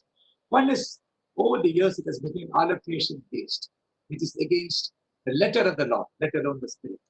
Second, we have very funny notions about job cards, dormant job cards, Aadhaar, IT linkages, bank account. All these have added confusion of various sorts, but all of them can be sorted out. The huge arrears of wages, which never happened in the early days. I was there in Delhi for 3 years doing Narega, but now it has become arrears of huge arrears. And then another big problem because there then also so-called centralization of data. All this data goes up at the panchayat level, at the people's level. Nobody really understands what is happening. At the micro level, there is no proactive capturing of demand. It's a routine kind of thing, mostly decided by the BDOs. The Gram Panchayats by law are there. They're called the principal planning authorities in the rules, but they don't exist. They have a very, very vague role. And no participatory planning. They don't discuss which asset which person wants, how it will not clash with the agriculture season. These are all simple local things which we have missed. And of course, weak human resources for the support system, even though every panchayat has a Gram Roskar Sevak and a technical assistant. And over the years, the accountability system, Arna ma'am will testify to that, has been weakening across the country, including Kerala. And a lot of excluded labor, people who are in the villages who have lost work because there is no agriculture there, and the new homecoming labor, they are economically displaced. So all these people, now we have to restart the whole thing. How do we start? The first thing is there should be some, even a weak assurance from Government of India. All states down the line, they respond to signals, even if signals are not very strong. And in 2014, I was doing Narega. Most states clamped down on words, thinking that the new government is going to stop Narega. There was not even a word. But this kind of thing is there. So rationing will not be there. Is one assurance, at least for this year. I'm not saying forever. The Government of India says there is not going to be rationing, and symbolically double the allocation. This is not a big deal. It will start. And on our part, let's get it started. Let's not wait for all these things to happen, and we can change on the go. That is the advice I would give. When this government took over in 2014, we launched an initiative called Intensive Participatory Planning Exercise. So politically, it should be acceptable even now. So you are using the IPPE, where you're going to the people and bringing them together, and the labor budget needs to be revised now. Labor budgets were prepared in December, after which the whole situation has changed. Total revision is required because it doesn't hold good. And Jharkhand at one point of time, thanks to the involvement of people like Arna Ma'am and Nikhil, prepared something called Kam Mango Abhiyan. People go and ask for a job that is linked to the plan. That is which is not, when we started NREGA, there was hardly an SHG in India except Andhra Pradesh and Kerala. Now, India has 60 lakh SHGs. 60 lakh SHGs, probably having about 6 crore women. If these women demand, plan, coordinate execution, do concurrent social audit, and link their plan with livelihoods. And out of the 60 lakh women in SHGs, not 60 lakh SHGs, large number, I would say about 50 lakh, are quite good. Then, the post-NREGA situation, the 14th Finance Commission has given 2 lakh crore, had given. And 15th Finance Commission has calculated will be, I don't know what will be the economy next year, but if it goes by the current trend, will be 4 lakh crore for the panchayats. So there's a lot of untied fund lying around, which means at the local level, you can do a lot of coordination, much more integrated planning. The labor organization, organize the labor, because they need to be organized for different purpose, and reviving the cluster facilitation system, where civil society organizations were allowed. One important thing, one of the rare positives of this crisis is a lot of civil society organizations are back helping the people on their own all over India. I did talk to about 300 or 400 of them in different webinars, and they are doing very useful work. And if they could be used, they are willing. When I talk to them for reviving NREGA, you have a CFT. That part is very important. Then, government of India itself, again, this government, initially they called it life, now they call it Unnati, which means those NREGA workers, the children of NREGA workers, can be skilled and given a job. Skilling in 3 months, 6 months, 9 months, they can do. And they have a target of about 2 lakhs or something in 2-3 years. But it's not, I don't think it has happened very well anywhere, including in Kerala. So that element also needs to be revived. And one of the rare things in NREGA, all these schemes since independence, is that it is the most research scheme. Research not by any simple grants, by very, very credible people and organizations. That has again fallen flat. We need to revive so that how it is helping, we need online kind of response from the people. Then the big question, I don't want to answer, I leave it to Arna. How to diversify? Some people are saying, let us do farming under NREGA. One of the, I was part of the discussions at that stage, when farming means the worker was got a modicum of freedom, can go back to the farms, back to the landlord, and there could be huge moral hazard. So any kind of diversification will not affect the gains so far, economic, social gains, and it will not be, it will give additional work, not substituting existing work. And it will be the autonomous decision of the worker, and it should be boosting the livelihoods of the worker and not get locked up, and should avoid moral hazards. I know, ma'am, when we discussed, I think more than 10 years ago, in introducing certain services, if possible, in NREGA. I remember the late Gopalakrishnan leading the discussion from PMO. That is care services, care of the palliative, those who need palliative care, care of the elderly. So on a very normative basis, if that could be brought in. So a lot of this care and compassion activities, mentally challenged children. So, and those kind of things could be linked to NREGA. And I personally feel, even if it is sent a message that the so-called health sub-centers, which are now renamed as wellness centers, could be one of the items of expenditure under NREGA. Madam, let me conclude. I will not take much time. One, to regain is a chance of regaining the importance of NREGA. After a very long time, I see emotional language used, even by economists and not leftist people alone, all other people, on the sufferings of the poor. I have not heard it since the early 70s. So it's coming back. That opportunity, even hardcore media, they're saying something should be done. So we should use that opportunity to regain the importance, reclaim the space of the civil society as a support and advisory system, and build on the small but organic public action which has now happened in the COVID situation. Real public action, scattered, diffuse, may not even build up to a movement.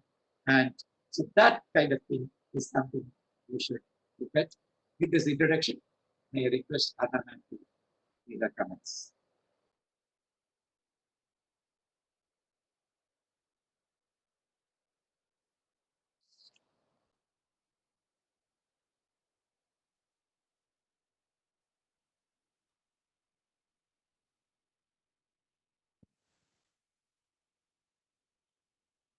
Not audible. Srimati Aruna Roy, you please, you are muted your audio. No. It's okay. No, we're not able to hear you.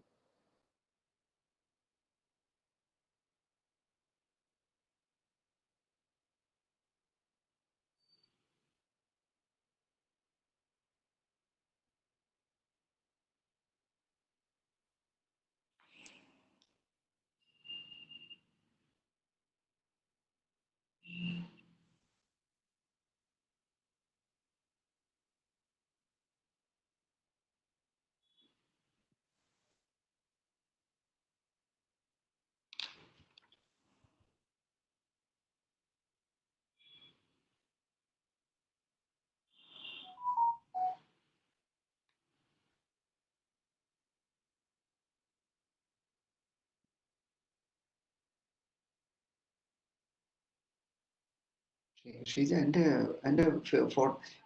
Video വരുന്നില്ലല്ലോ എൻ്റെ Ravi Raman's video is not there. You're audible. The problem is if Ravi Raman's audio and video comes, it will be both will be bleak. Actually, in your case also, chairman's case also, right, audio was not very good. So,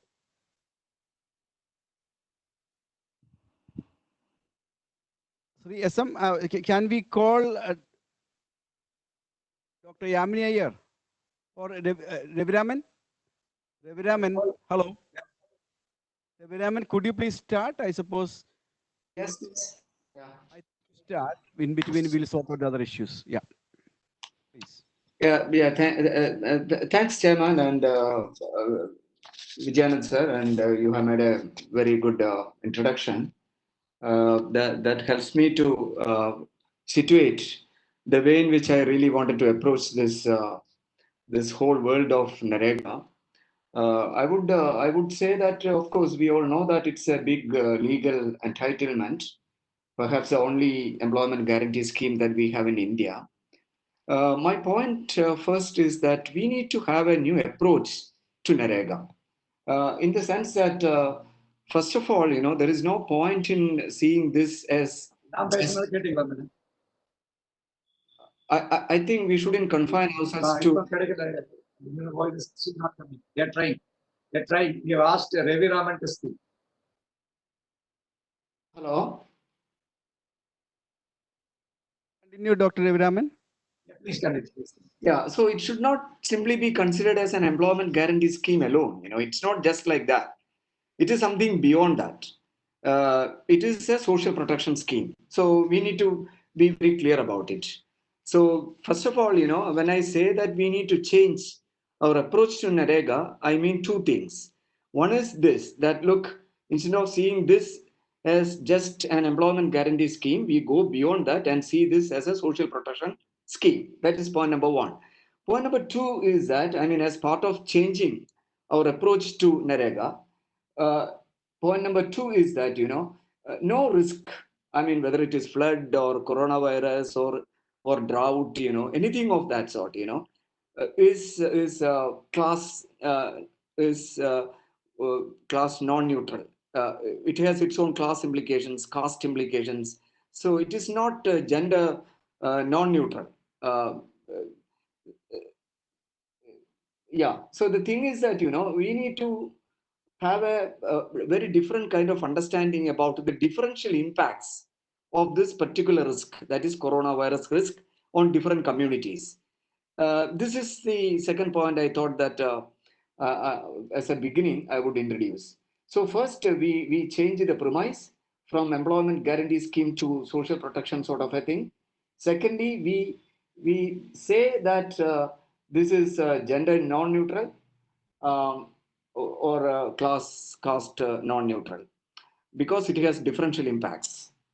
And if we go to the actual statistics, we find that whole lot of what is called intra-state differences that one could find in terms of the performance of this NREGA.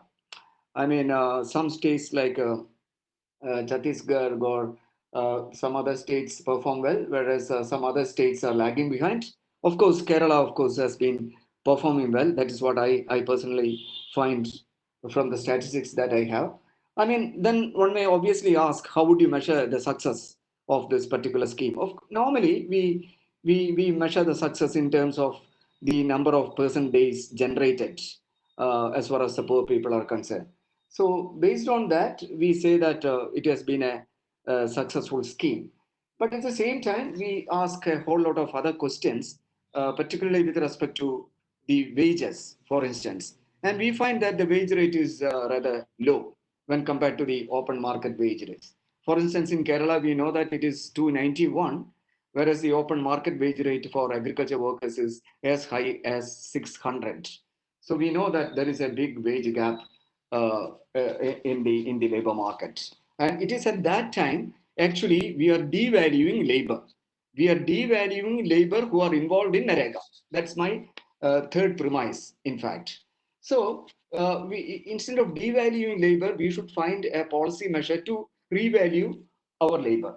That's the third point that I thought of saying. Then immediately I have just worked out the loss of person days or rather employment and wages lost under the NREGA scheme during April and May. I had just worked it out and I found that the all India figure comes about in terms of person days lost, it comes about 3,500 lakh days of employment, and the total wages lost is about 7,000 crores for the last 2 months. So what does it mean? It means that you need to go for a compensation package, and this compensation package should be either in terms of what is called giving extra days of employment in the subsequent months, or giving the wages lost. That is, they should be compensated in terms of the wages lost. What I mean to say is that because of two reasons. One is that unlike the other states in India, in Kerala you find that more than 90% of the workers are women workers, and majority of them are from the depressed castes. That is, there is over-representation of Dalits in the NREGA workforce. So what I mean to say is that since it is a moral economy crisis, it is not just an economy crisis. This coronavirus crisis is not just an economy crisis, it's a moral economy crisis. Specifically because it's a moral economy crisis, we need to bring in the moral elements in order to find a proper concrete solution for this.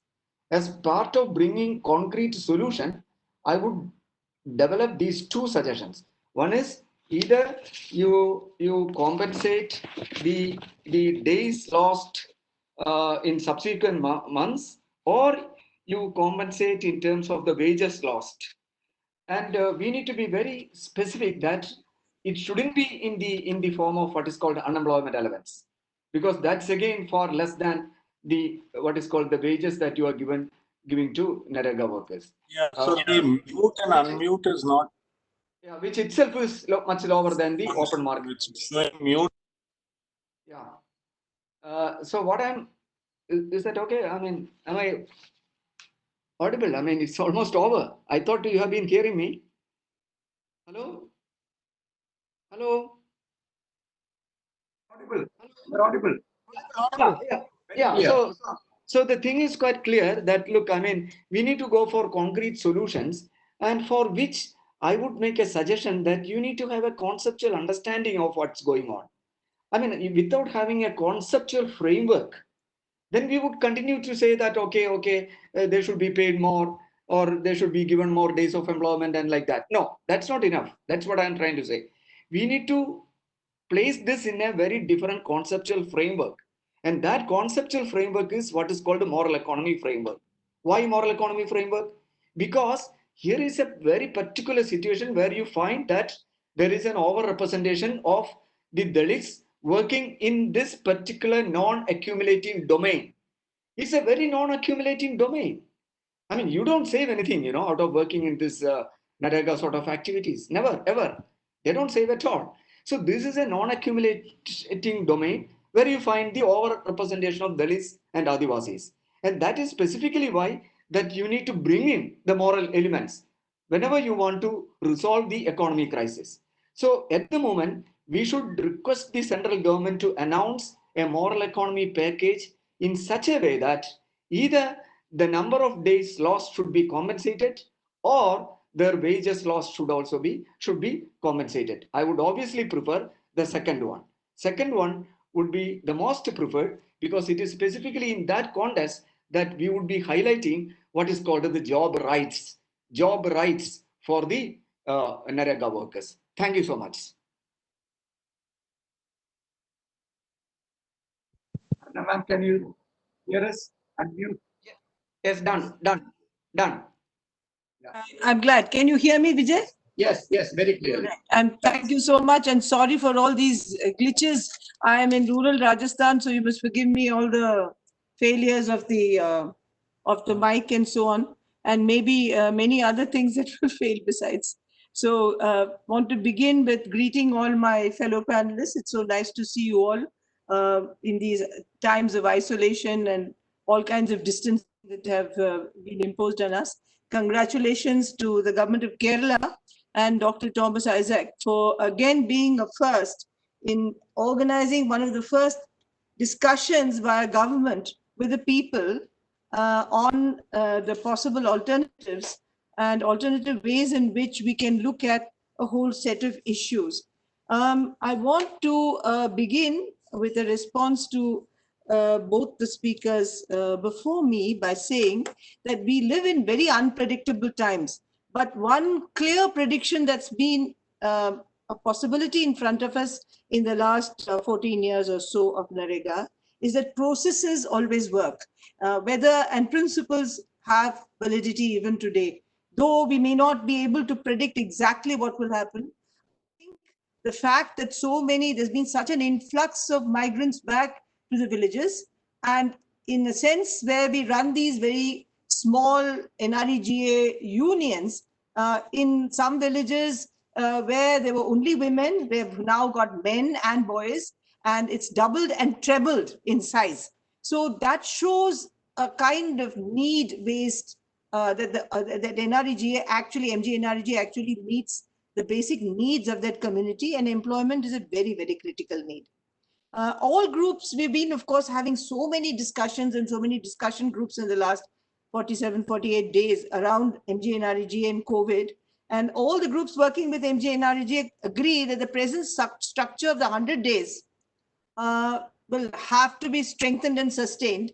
And it should not be tampered with, because it's given us a legal frame within which we can really claim at least those 100 days. In fact, it should be made universal. And this universality, and it should be self-targeted as it has always been.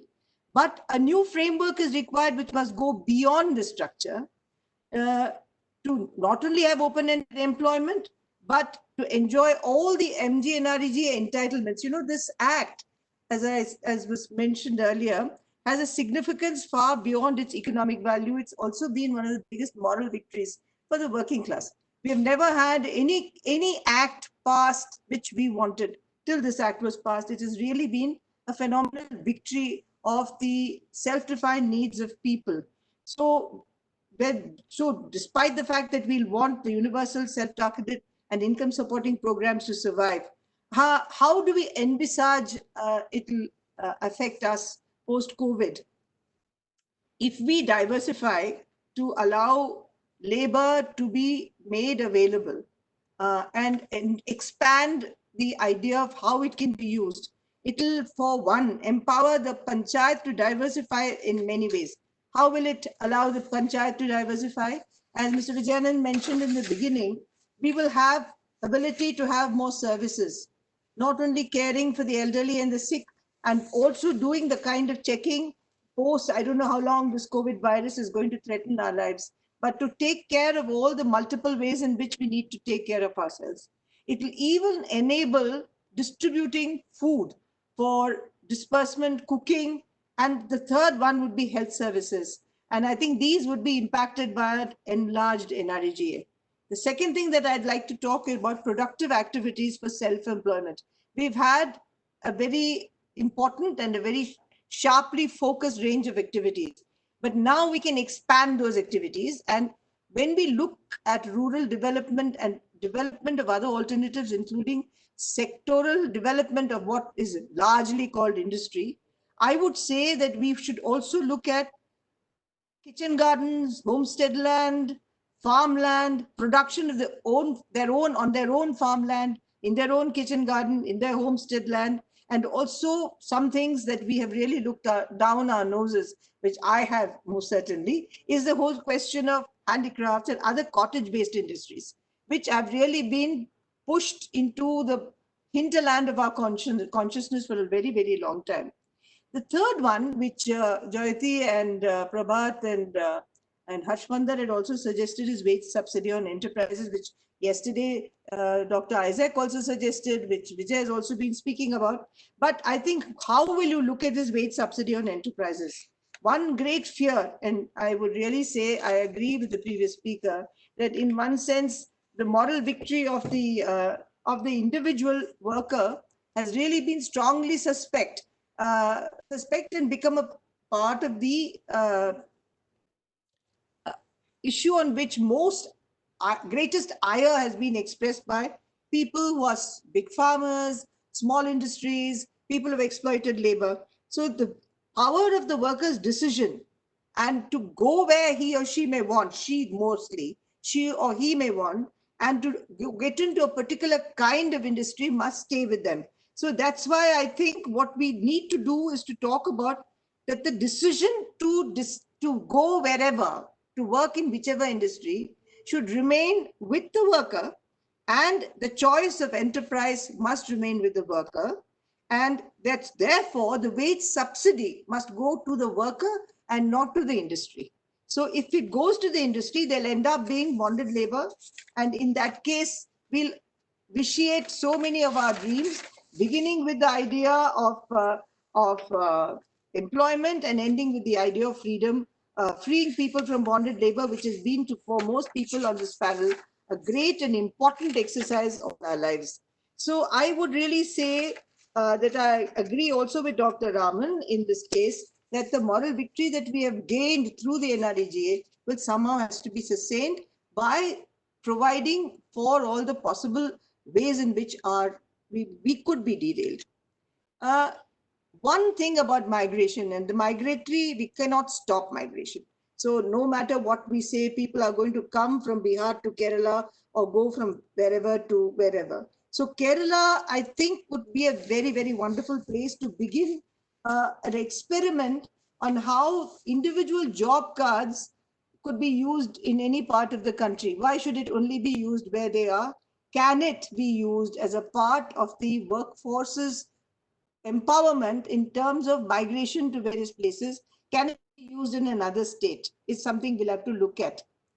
Then there is the whole issue of urban employment guarantee. I don't know in Kerala, your village and your city are cheek to jowl, but in many cases it's not so. The urban area is very clearly defined. So if you can get your local bodies to look at urban employment guarantee, there are many drafts floating around. If we can look at these urban employment guarantees, which we have been demanding vociferously by many organizations of which I'm a part, are asking for it. Again, Kerala could be the first to look at an urban employment guarantee program. State government gives a guarantee for a part of the remaining work days. For instance, 100 days are now guaranteed. 150 days, the government of India can stretch. What about the other days? So we think if they can raise resources through small taxes, dedicated sources, and for cesses, for instance, surcharge on fuel. We go by the example of the Maharashtra Rural Employment Guarantee Scheme, which really raised and which still has funds in its Maharashtra Employment Guarantee Scheme, still has a huge fund which is raised through all these small taxes, some little bit on the fuel surcharge transferred itself onto a bus ticket. So little things added up to a great amount of money. In Kerala knows how to deal with the imaginative and creative taxation. So I think we have to look at these possibilities of how to fund this. I don't think we should over depend on government of India, because with the way they are now, with a PM Cares fund in secrecy, where there is no transparency of that fund, where there is federalism has been so badly hit, where states which are functioning resources, I think in some way we'll have to look at raising local resources. And we also have to look at some things like the New Deal. And that's where another alternative and the expansion of MGNREGA comes, because with Roosevelt's New Deal, he not only brought in massive employment programs to address depression, but he also allowed people to do whatever they could. So they painted and they crafted and they did all kinds of things. I went to the University of Illinois once to talk, and I found the whole university, half the university was built during New Deal. Walls were painted at that time by artists. So why can't we think innovatively and creatively? And again, I think no better opportunity than Kerala, where there's a history where walking through Trivandrum, I saw your entire wall of one of the walls of a very major building painted by the artists of Thiruvananthapuram. So where that kind of spirit of sharing art, which is not a collector's item, but it is a work of the people with the people, I think, and you bring in an entirely new concept. And ultimately, I think the people's plan, which has been the basis of Kerala's participatory approach, going back so many years, of which Dr. Isaac and Vijay, Arvind, and many others in this room, whom I can't see, were part of. I think we go back to the notion of a participatory process, and that process, I promise you, will always work. And since Kerala started another participatory process today, and in inviting us to offer our comments and our suggestions, you have really opened up again to getting voices of the people. One major big hole for me is that this COVID has put us into these isolated rooms where we lock ourselves up and we can't really meet anybody. And the basis of the NREGA, I mean, for me, was walking through hundreds and hundreds and hundreds of villages, talking to workers and peasants and asking, what do you want? And everyone said, we want employment. And that's how it consolidated into an MGNREGA, and it became their idea, their concept, and their law. But how are we going to talk to the migrants? How are we going to find out what exactly is their priority list? And finally, how are we going to impact and demand public health? How are we going to impact and demand that there is a state commitment to welfare? How are we going to think of a new welfare program, welfare state? And in that, MGNREGA plays an extremely important role as social security and also as an employment guarantee. Thank you so much, and thanks for bearing up with the glitches of my connections. Thank you. Thank you, ma'am. Just one clarification.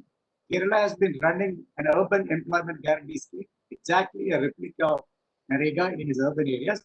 Not too big, but it has been running for nearly 10 years now. Now, we would like to see what it looks like. Please do share it with us. Sure. The guidelines are the same, but it's not so intense, except in rural kind of municipalities. I may request Yamini to give her comments. Thank you. Thank you very much, Mr. Vijayanand, and to GIFT and to the Kerala government for inviting me to be part of this very, very important deliberation, and to have the opportunity to listen and learn from so many people since the morning. I thought I'd, as Mr. Vijayanand, as you were speaking, I was reminded of a conversation I had with Nikhil, actually, probably at least least a decade ago, when he I don't know, when he sort of mentioned as we were talking at that time, I think it was about the right to information, that, after 5 or 6 years of closely engaging with the implementation of NREGA, that he actually fears for the political life of the right to information more than he fears for the political life of NREGA, because it has so deeply seeped into the everyday lives of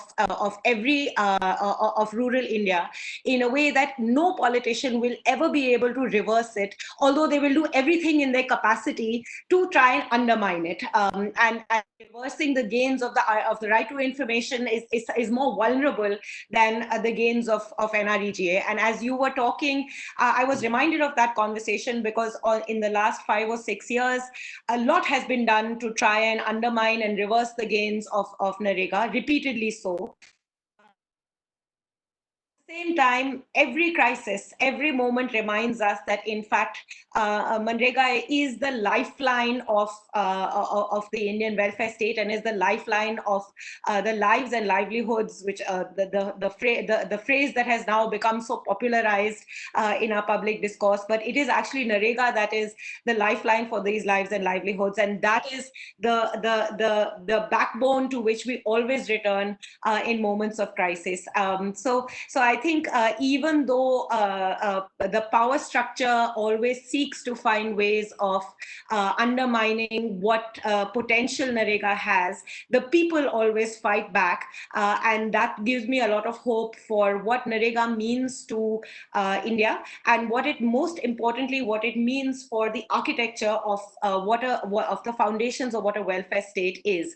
The other element of NREGA that has really been brought home to me very, very starkly in these last 48 days of the lockdown, in ways that I always understood theoretically, but not enough, but not enough from empirically or from understanding what it truly means to individuals, is what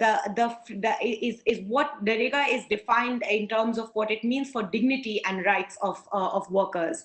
And what we have seen unfold in these last 40 days as workers, as India has been stripped of its right to work, and workers of India have been stripped of their dignity. What this really brings home is how critical the narrative of dignity and rights is to how we frame our citizen-state relationships and how we frame the foundations of our welfare.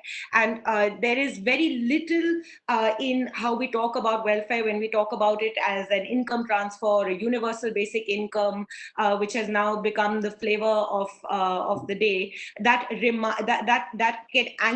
can actually ever make up for the fundamental core of what the articulation of NREGA, which is an institutionalized form of ensuring that rights of workers are protected and that the dignity of labor is protected.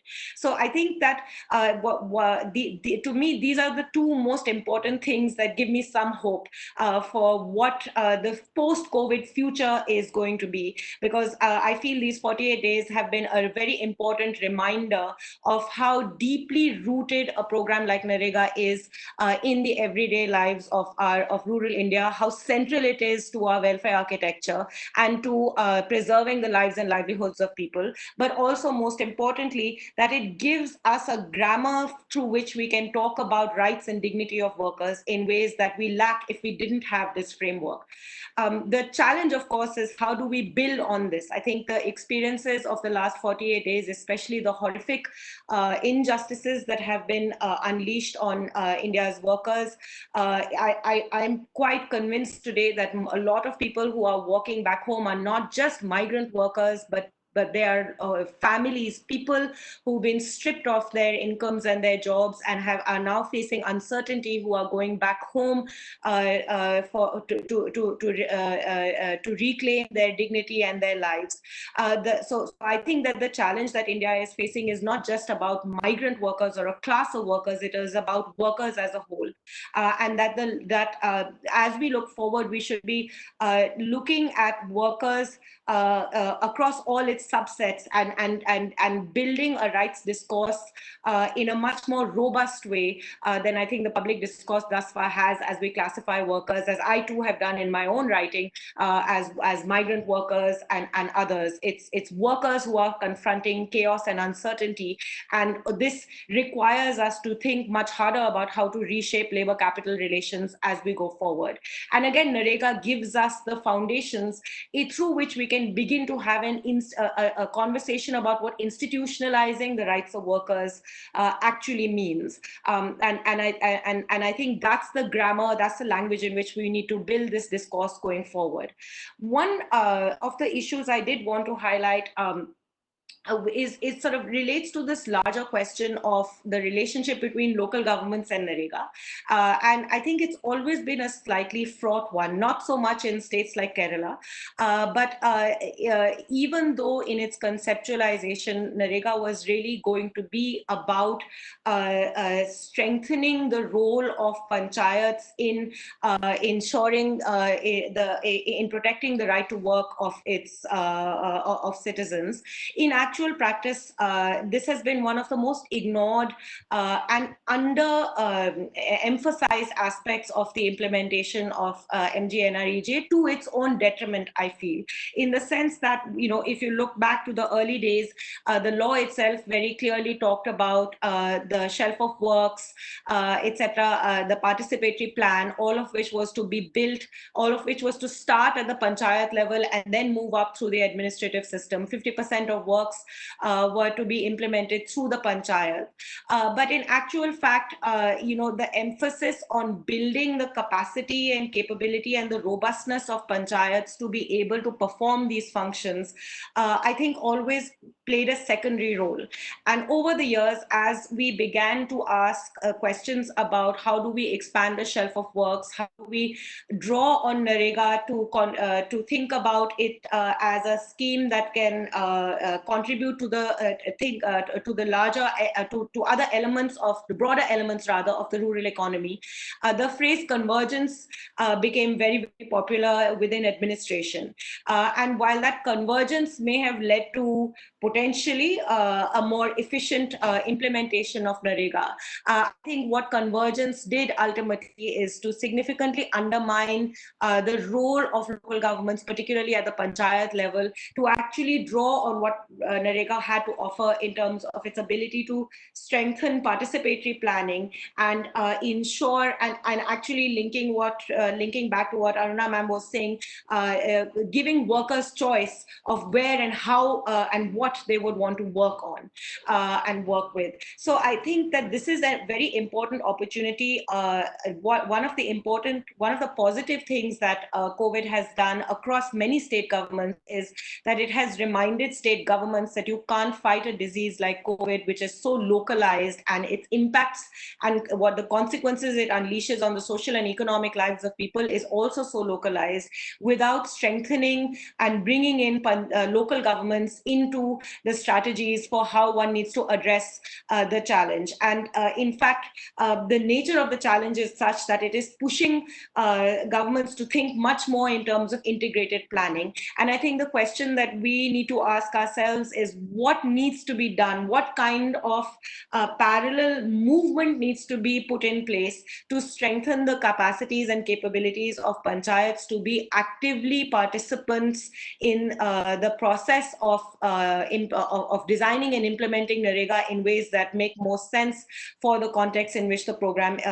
for their own particular context. And that means initiating a very robust set of debates within panchayats about the nature of the rural economy, about the nature of the lives of people, many of whom are coming back into the rural economy, and how best to leverage the opportunities that this may create, and for NREGA to be drawn as a very important source through which this can be leveraged. Of course, this comes with many challenges because mobility is constrained, and the ability of the system to sort of initiate new campaigns and new plans are going to be limited as everybody is racing to deal with the immediate challenges of COVID. But I think this is an opportunity, and an opportunity that must not be lost, and it's a fight fight that should be very much part of the fight for dignity and rights that this COVID,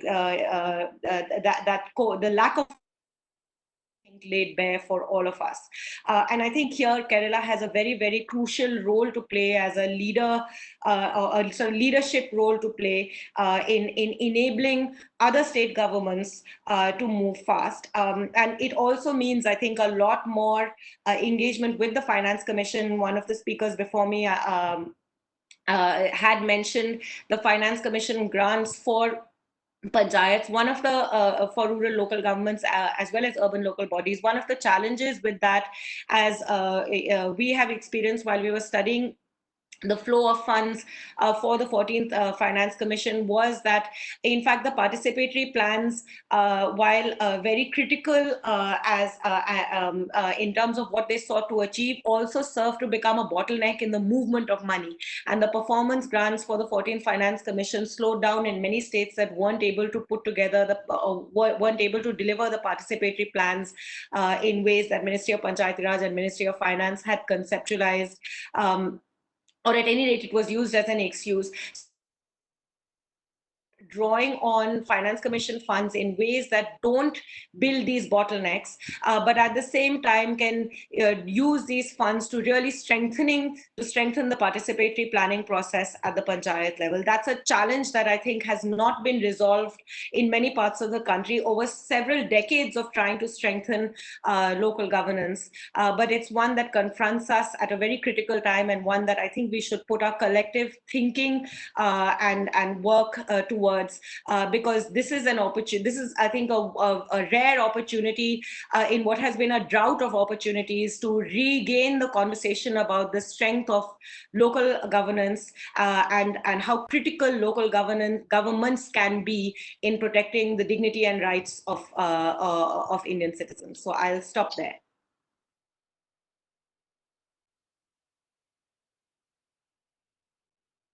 Response to some of the points made. One, Professor Ravi Raman said it's a social security scheme. But in Delhi, we've always been arguing it's an economic development scheme for the poor. The social security is seen as something secondary. And there was one finance minister, not of the NDA government, who said it's just toll. MGNREGS is a toll and should not be continued. So it's not social security, it's economic development with all the associated things which are related to moral economy, which Yamini has said. Second, MGNREGS is actually a bundle of rights, not just right to live, right to equal wages, decent work. I can go on and on, but that we see. Then something which I recall, Mr. Jairam Ramesh always used to say, NREGs has triple objectives: strengthening the right to work, creation of permanent assets, and third is strengthening panchayats. So he said this is triple objective or a trilemma. It's something which refers to what Yamini was saying. The last point I want to say was, I've been trying to think, not to articulate. It's time that the local governance of Kerala shifts from a welfare state mode to a caring state, which is more individualized, more outreaching, and more merged. So just a philosophical thought. Now let us go to questions. If Professor Joseph has some questions received by now. We have a few comments. I think one comment is with respect to Kudumbasri. I think perhaps we can postpone it for Mr. Raju or Raju. I think Mr. Raju discussed this issue about Kudumbasri better raise tomorrow because we have a special session on Kudumbasri.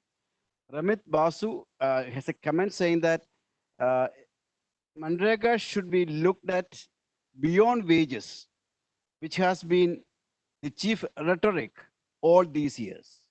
The key objective of the scheme was to rejuvenate the lost, should be to rejuvenate, I suppose, to rejuvenate the lost environmental balance and stop forced migration.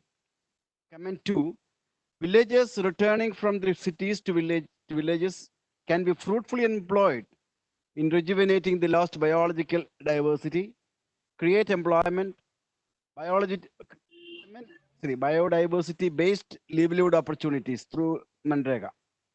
In PESA areas, the Gram Sabha can plan to preserve and propagate the natural resource in a way that can lead to overall environmental improvement as well as livelihood. We need to find a way to marry the provisions of the PESA Act of 1996, BD Act of 2002, FR Act and MGNREGA Act, which are all for environmental protection and livelihood promotion, so that a convergence emerges, whatever. We need the making a remark. Job rights for the MGNREGA workers, employment guarantee, social protection, very valid points.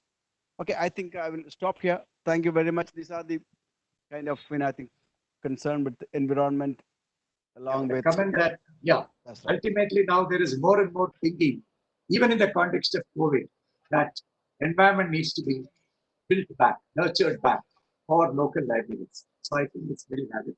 And another interesting suggestion, linking PESA, which gives powers to the Gram Sabha, NREGA, which gives work and from the Gram Sabha, and FRA, which means a lot of livelihood opportunities.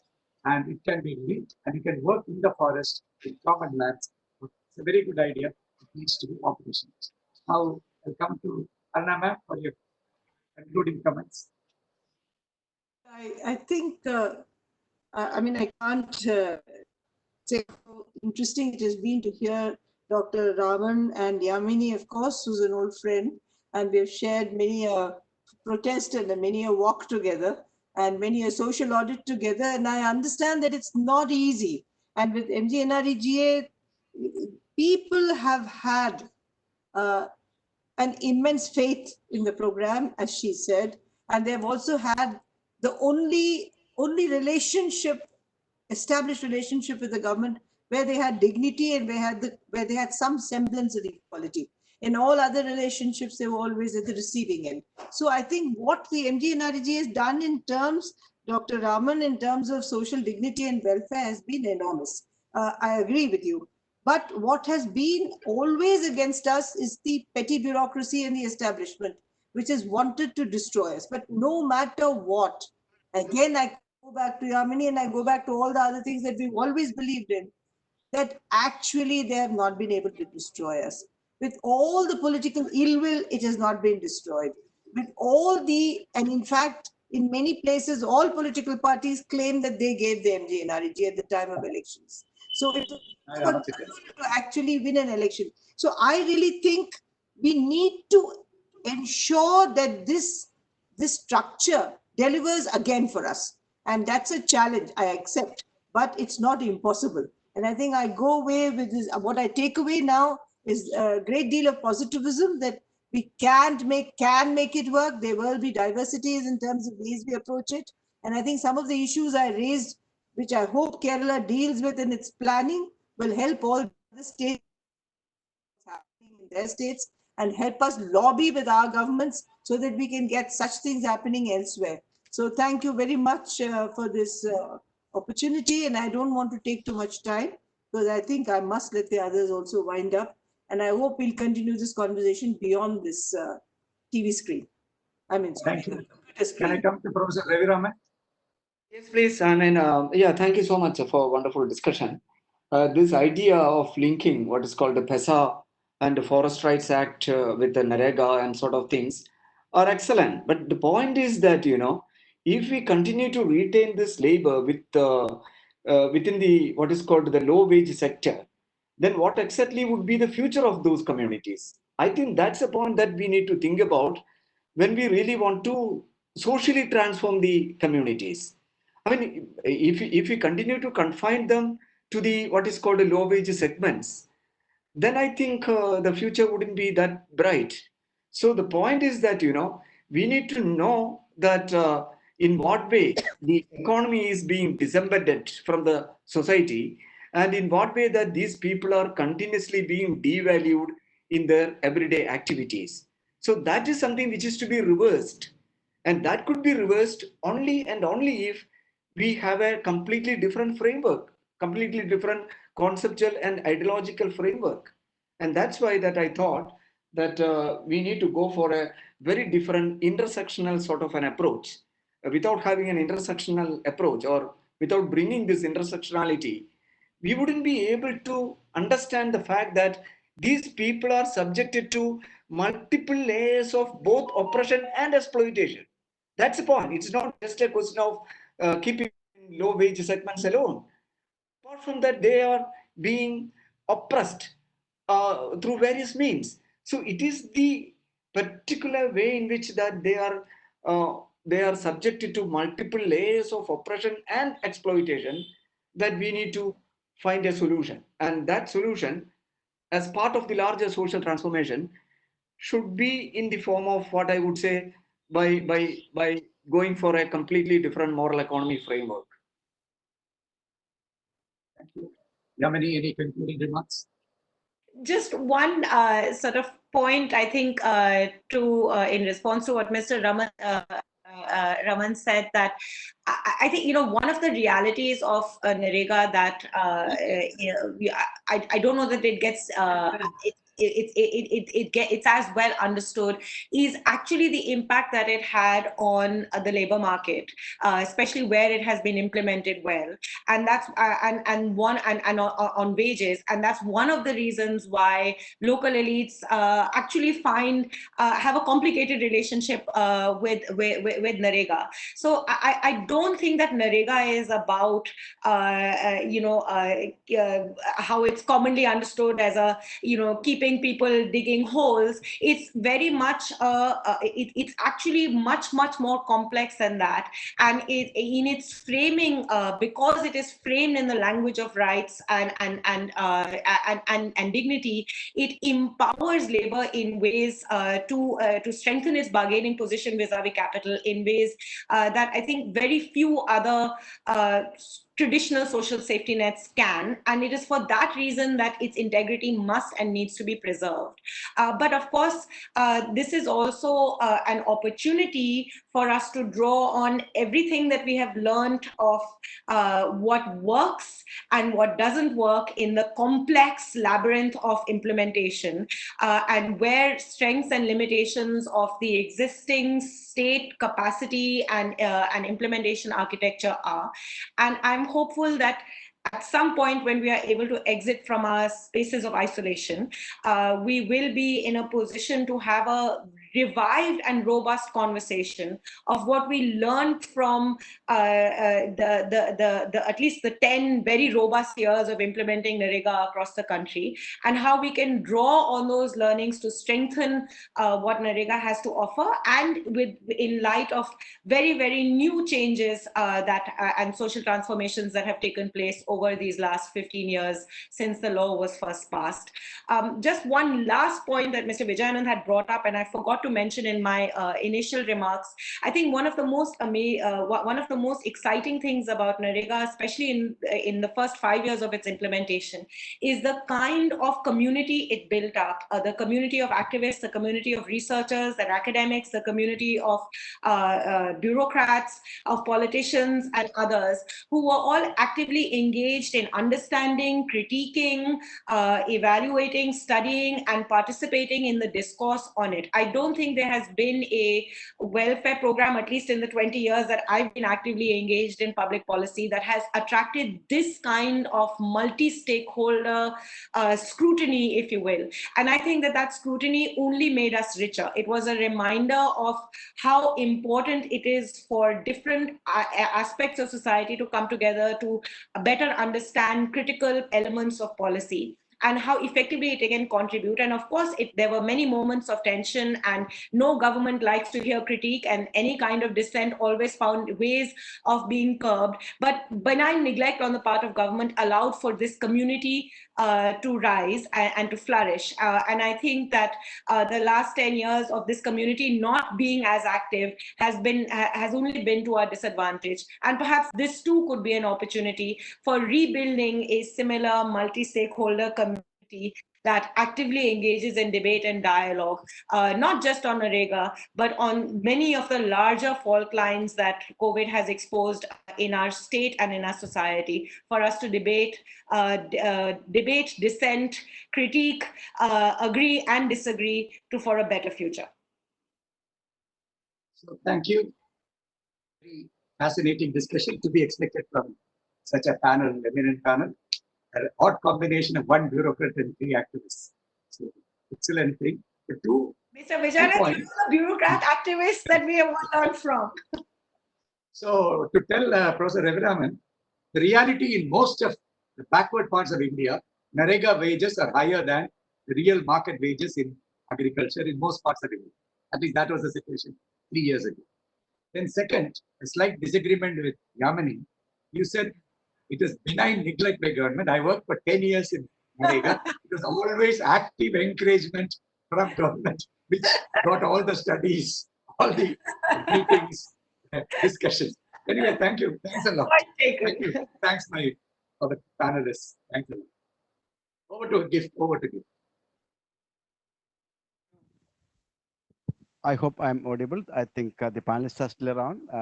Thank you, the chairperson and the panelists, for such an enlightening discussion on an issue of much pertinence today. Thank you once again. I don't think that the discussion could have been better. Thank you. And we are now moving towards another related issue, which is financing local government during the pandemic, wherein we'll start it after 5 minutes break. 5 minutes break while we set the connection with the new panelist. Okay, thank you once again. You can perhaps take a break.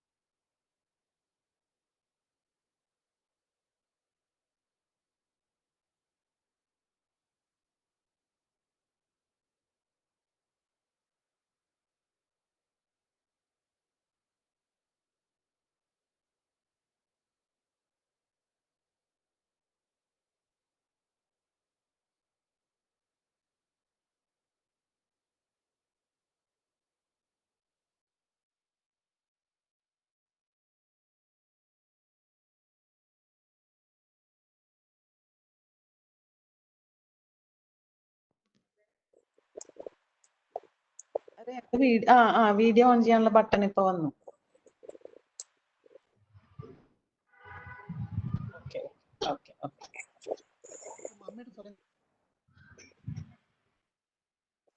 അയ്യ അതൊന്നും ആവണില്ലല്ലോ.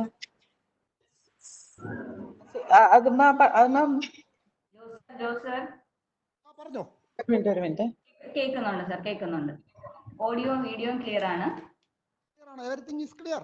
Everything is clear. Pinaki sir? Yes. Yeah, okay sir. Okay sir, thank you.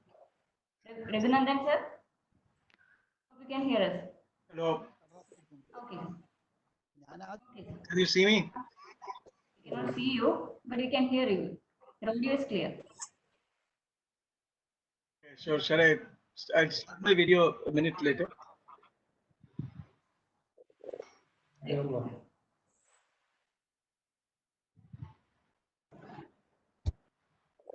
Rahina ma'am, can you hear? Yes, I can hear. Can you hear me? Yeah. Audio is good. Okay. കാണാം. അല്ല കാണാൻ.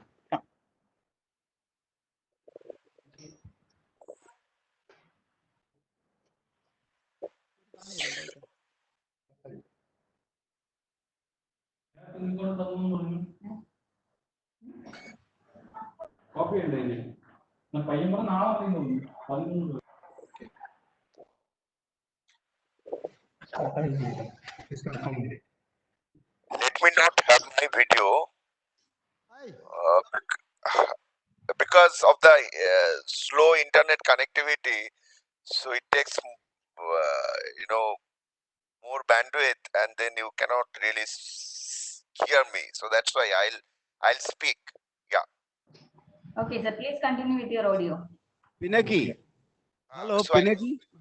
We are going to recommend a special tower nearby your home. Okay, or special tower for you. That's not possible today. For the last 1 month, we have been trying that. Yeah. So I'll just speak. Let's not have the audio. Let's not have the video. Your voice is very good. No problem. That's good. Yeah. Okay. That's better. think we have all the panelists, but we have to keep to the deadline because we mean time. We'll start. Our chairman is on the way. Hina, how are you? Good, sir. Good. You are from Trichy or Trivandrum? I'm in Thrissur now. I see. I thought I came here before the lockdown. Oh, UK.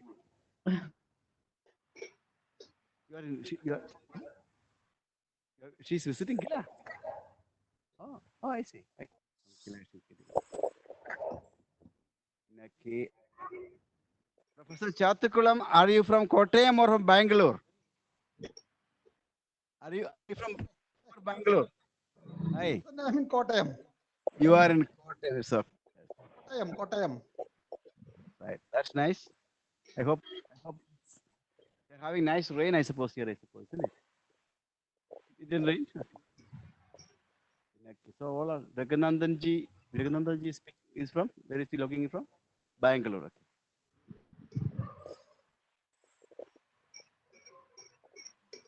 This is the only panel that has promptly came on time 15 minutes earlier, I think.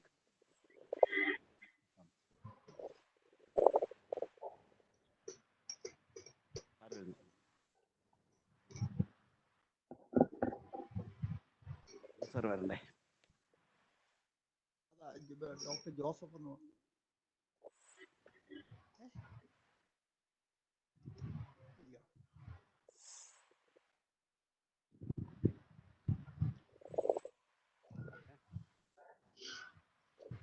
Hey. Hello. Hi. Yeah, that's it. Hi. This is Joseph. Raghunandan Saab. Nice seeing you. Nice meeting you. Hello.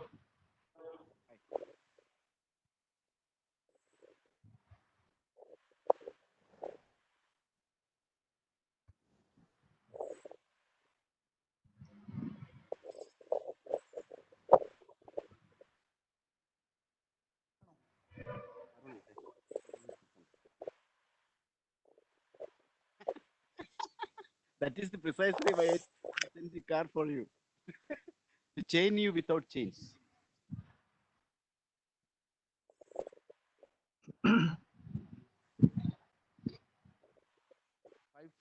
10 minutes each. Include 10 minutes for this convention of the day. That should be followed strictly. 10 minutes each. Minutes will be, anybody needs less than 10 minutes? Hello? The norm of the day was maximum 10 minutes. And if anybody wants to speak less, please inform us. No more than 10 minutes will be given anyway. Nobody's opening. Nobody's responding. I'm okay with 5 minutes. No, that cannot be that brief. No, can be brief, very brief, not too brief like that. We're waiting for these are the okay. Our chairman is coming. Once the chairman comes,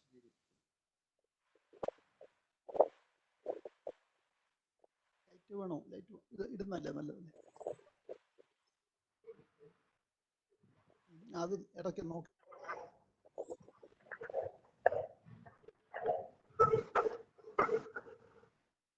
കണ്ട പോലെ എനിക്ക് കുഴപ്പമില്ല ഇതുപോലൊക്കെ കിട്ടുമായിരുന്നു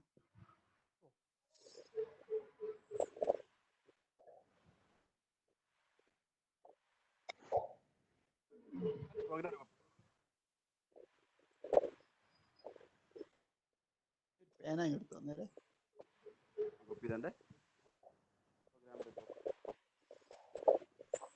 and all the logistics. I will give you the mic now right away. The program. I have a copy of the program now.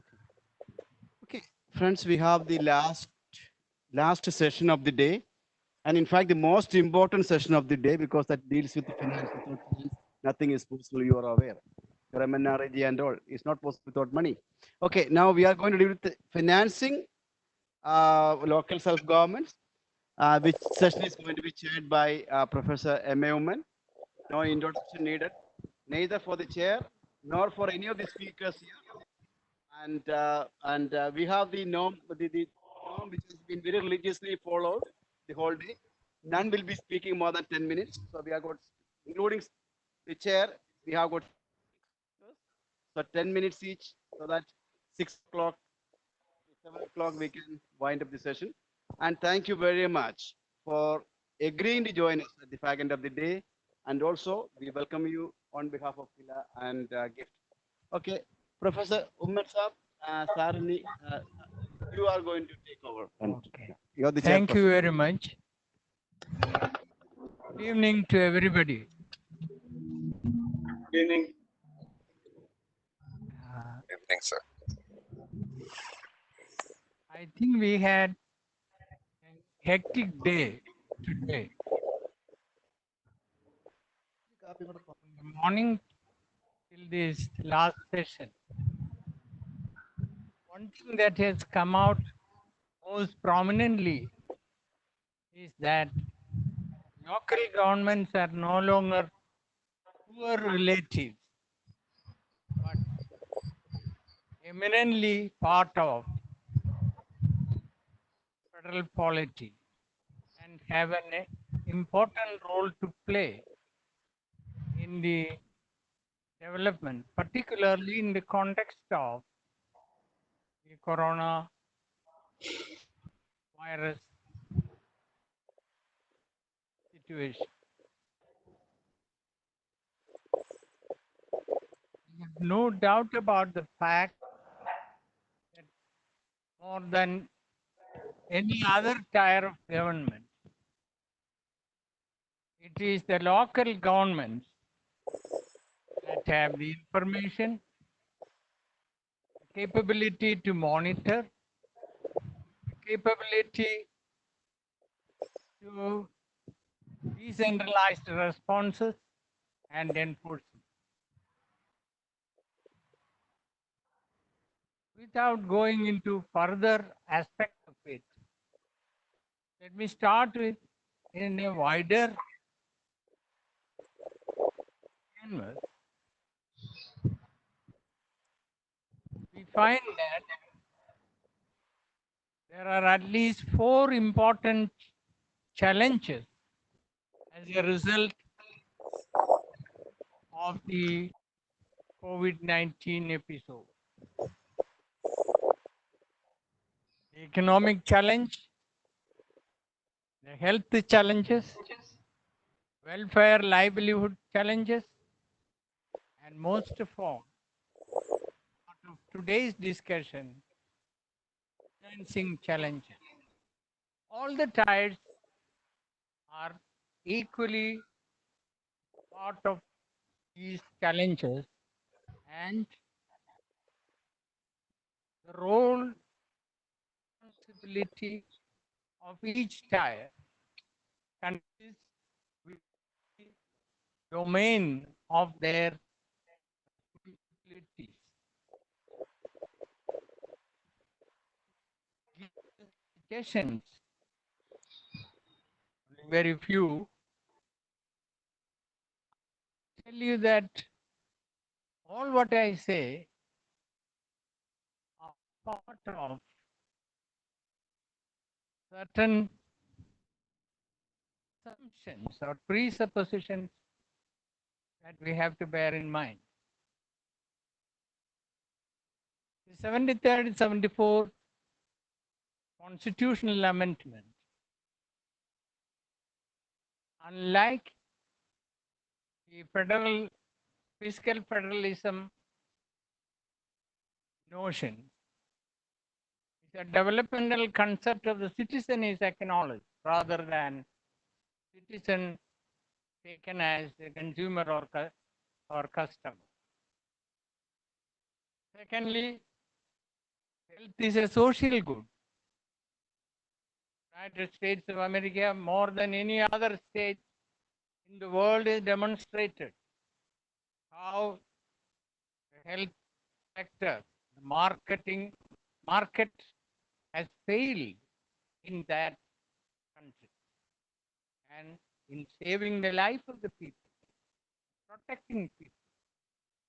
And this is a major factor,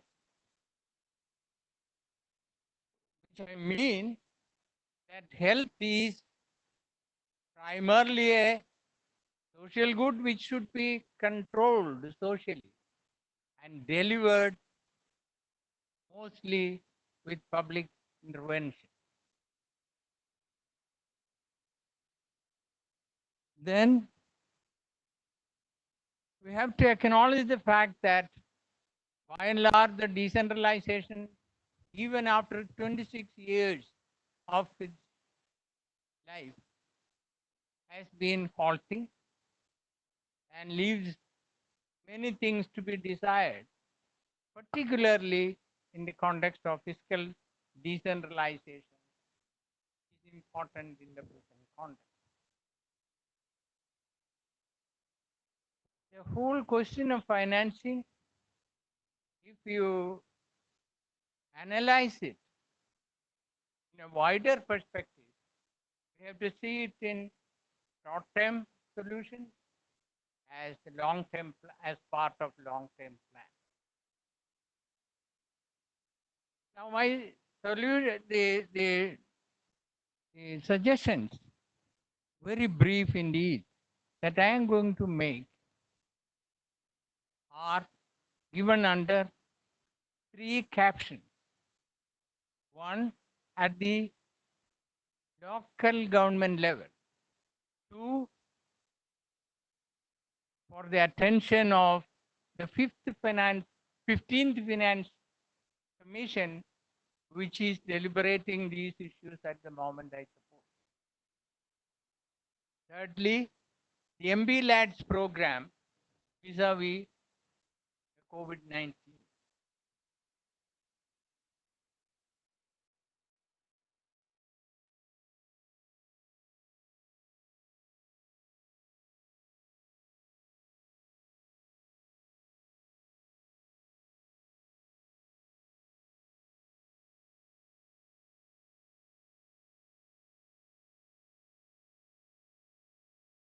Oman sir is not audible. Please check his mic.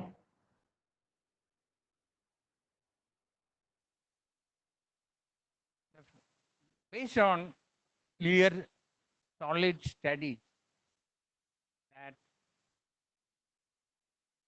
the urban local governments could produce or contribute about 44% of the total revenue of municipalities, as against only 5% by the rural local government. This is a deplorable situation. Even the contribution of 44% by the ULBs is not something to write home about. We know that of the, and this is on the basis of the Economic Survey 1718, out of the total urban income, only 3% is taxed even by the urban local government, as against 0.1% by the rural local government. Compare the situation. There is tremendous scope in this country, which is claiming to be the fifth economic power of the world, highly urbanized or fast urbanizing. We have tremendous potential both at the rural as well as at the urban local government level. I suggest that property tax is undertaxed in India, both at the urban level as well as at the rural level. Property tax contributes only 0.14% of the total GDP of the country. And in 2002, 3, till 2017, 18, and certainly afterwards, the what was 0.18% of GDP in 2002, it has declined to 0.14% today. This is not something that shows lower productivity and under taxation of the property in the country. We know, and that too on the strength of economic survey, that states which have devolved considerably and made significant progress, like Kerala and Karnataka, have only tapped 33% of their potential in regard to property tax. Several houses, luxury houses in Kerala, are remaining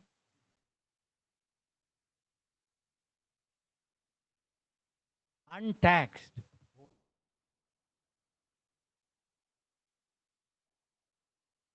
In a, I,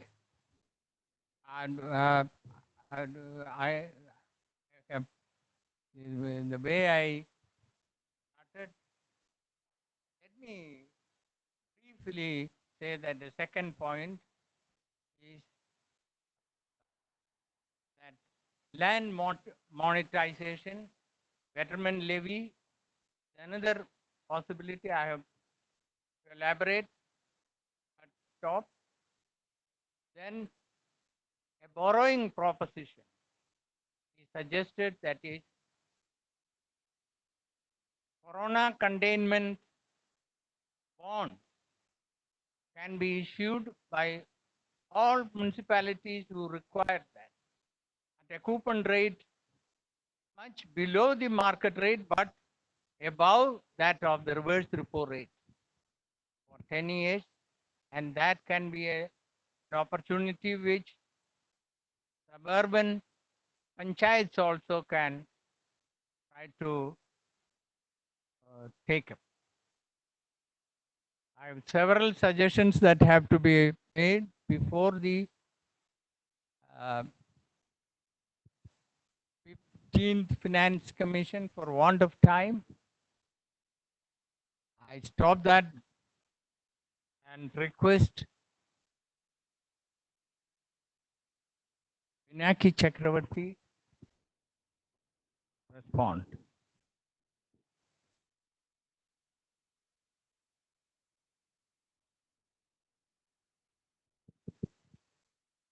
Finance and Taxation for this opportunity. Am I audible? Yes. Yes, thank you.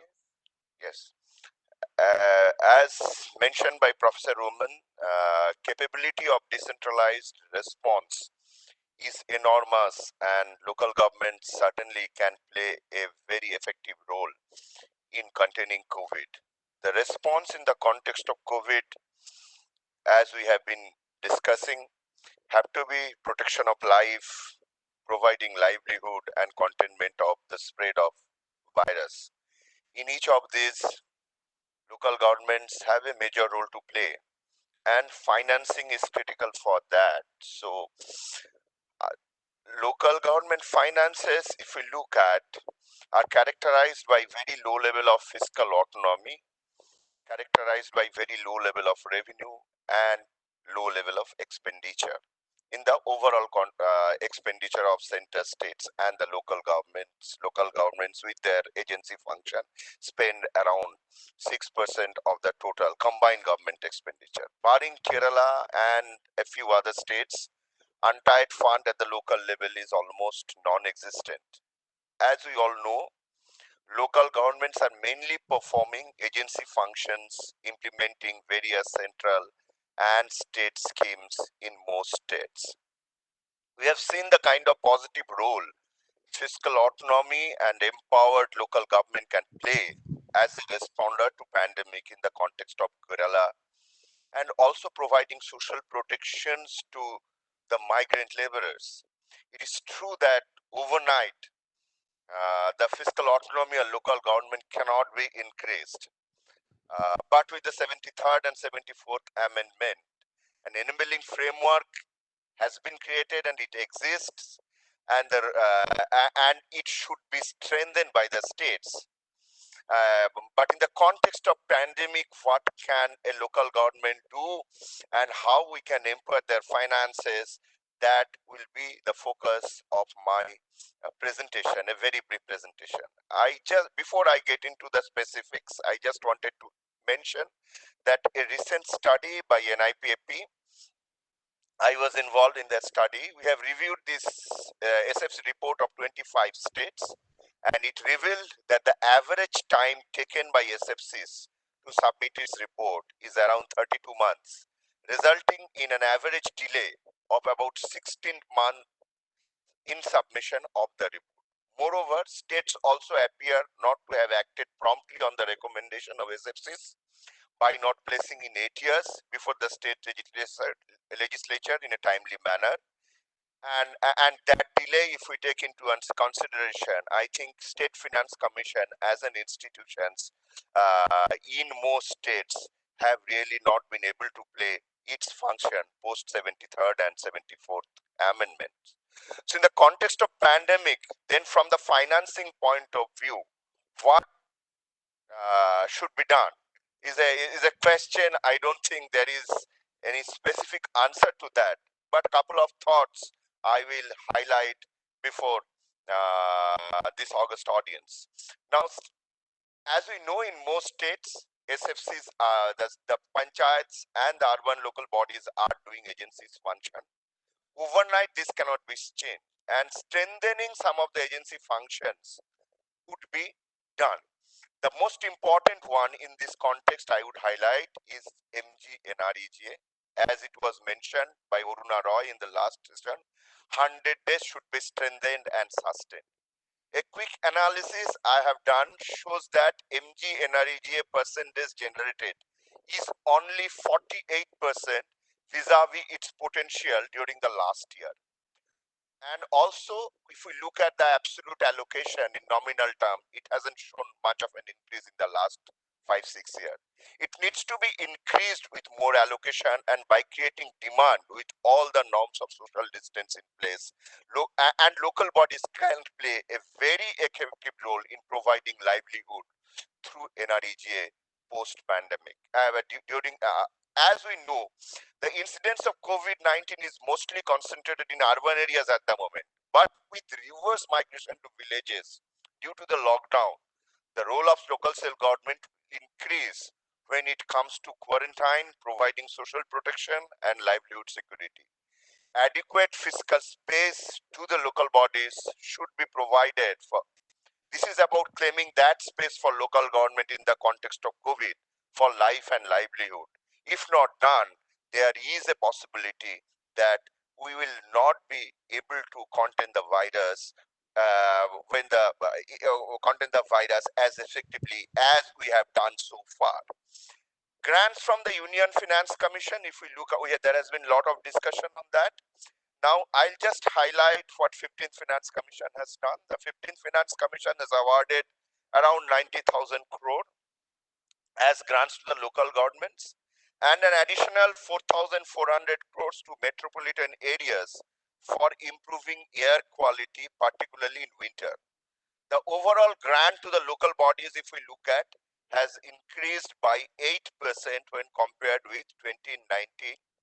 So in other words, if we talk about inflation, the increase of 5%, so there is an real increase of around 3% as per the recommendation of the 15th Finance Commission. The Commission has allocated 50% of the funds for local governments other than million plus urban agglomerations as timed funds for sanitation and maintenance of open defecation status and supply of drinking water, rainwater harvesting and water recycling. So in a way, these are all tied grants and the practice of tied funds creates serious problem of integrating the finance commission grants to the local planning process in states like Kerala, where every local government continue to prepare comprehensive annual plans. So there is a serious question here in the context of COVID response. Can these grants be used or can be realigned so that the local government can become the first responder on some of the issues that we have discussed? But looks like most of these funds are tied. So can we really really at the state level request the finance commission to actually provide a COVID response grants in the change context of COVID? Since panchayats are in the directive principles of state policy, states in general should consider local government as an institution that should be strengthened, empowered to fight COVID. Introduction of the urban employment guarantee program in the context of pandemic can actually help relieve some of the burdens and distress we have seen to the when it comes to migration and people leaving cities. I think the last point that I would highlight, I think local governments, given their limited fiscal autonomy and also limited roles that they generally have played in various states, except couple of states including Kerala, I think local governments are also doing innovative work sectorally in many states. And there could be some exchange of ideas among the states to learn from each other in this change context so that they become the first responder of this pandemic. Thank you very much. Thank you for keeping the time. And in fact, only 63 crores of rupees have been additionally given by the 15th Finance Commission's interim report for local, rural local governments. And we may endorse the point that the basic grants can be raised to 100% without any tied grants in the context of COVID. Let me call upon Raghunandan. Thank you. Thank you, Professor. It's good to be at this seminar and meet all my old fellow travelers on this decentralization journey. All the usual suspects of the decentralization mafia are there. I must say that they are a very obstinate and tenacious lot. Most of us have been on this task of strengthening local governments for the past 2 decades, and if not more. And actually, the situation has slipped rather than improved in these last 2 decades, particularly on the fiscal side. Let me also say that Kerala has made us all very proud as Indians. As a Malayali, I am particularly proud of how Kerala has handled this crisis. And as the Guardian said, your health minister is a rock star. And if I may say so, the entire cabinet is actually a rock band. But let us not rest on our laurels. This is only the beginning. And we have serious financial problems going forward. Now, one of the things that I kept hearing today was, I mean, it's a very condescending thing about building capacity, building. I mean, 20 years back, we heard about building capacity. Now people are still talking about building capacity. Let me just put this capacity in the context of COVID a little bit in perspective before we go to the financial points. As of today, there are 4.6 million cases cumulatively. The US has 1.5 million cases, increasing by 25,000 every day. Spain has 2.74 lakh, increasing by 1,500. Russia is hot on the heels of Spain. It has 2.62 lakh cases, increasing by 10,000 plus. UK has 2.36 lakh, increasing by 4,000. You know, in 1 week more, number 1 will be US, number 2 is Russia, and number 3 is going to be the UK. And it's ironical that these 3 were the allies of the Second World War, and they can't handle this. Right? They were the successful winners of the Second World War, and they're not going to be able to handle COVID. They haven't done it so far. So what capacity building are we talking about? Nobody has a clue how to handle this. In fact, in that context, I think Kerala is a world leader. Like many other small towns and cities and some countries like New Zealand, we are a world leader. So we should be giving capacity building classes to others. And our panchayat should be training others, not the reverse. monetary stimulus package. If you look at what the government of India has announced, it says 20 lakh crore will be given, right? Now the entire budget of the government of India is 27 lakh crore. So obviously this money is not going to come in the form of money because certainly the government is not going to divert 74% of its budget to fund fund the COVID response. So what is the government doing? What the government can do four things. It can give real money like enhancing NREGA, enhancing pensions, enhancing the finance commission grants, etc. Or it can increase its own expenditure like what Roosevelt did and improved government expenditure during the depression so as to give direct employment to people. Or the government can forego money. It can give tax rebates or it can give interest concessions, waiver of loans, etc. Now the problem with giving tax rebates and interest loan concessions, etc., is that it reduces your tax base even further, which means it reduces the amount of money that you can use to create new programs. So it's going to be a Hobson's choice. I am sure Professor Thomas Isaac is himself feeling it. And I'm sure in all fairness, the Union Finance Minister is also feeling it. So, and we must also remember that the economy was tanking even before the COVID virus hit us. So we were already getting into a kind of a recessionary situation, and the COVID virus has just accelerated the downward spiral. So let me make it very bluntly clear. In my opinion, I don't think we are going to get much more money. The real stimulus in terms of financial packages coming down to the panchayats is going to be very small. At best, we can do a few things like probably increase the flagship program NREGS allocation. But you must remember that even in NREGA, there's been a huge backlog of wage payments still remaining to be paid.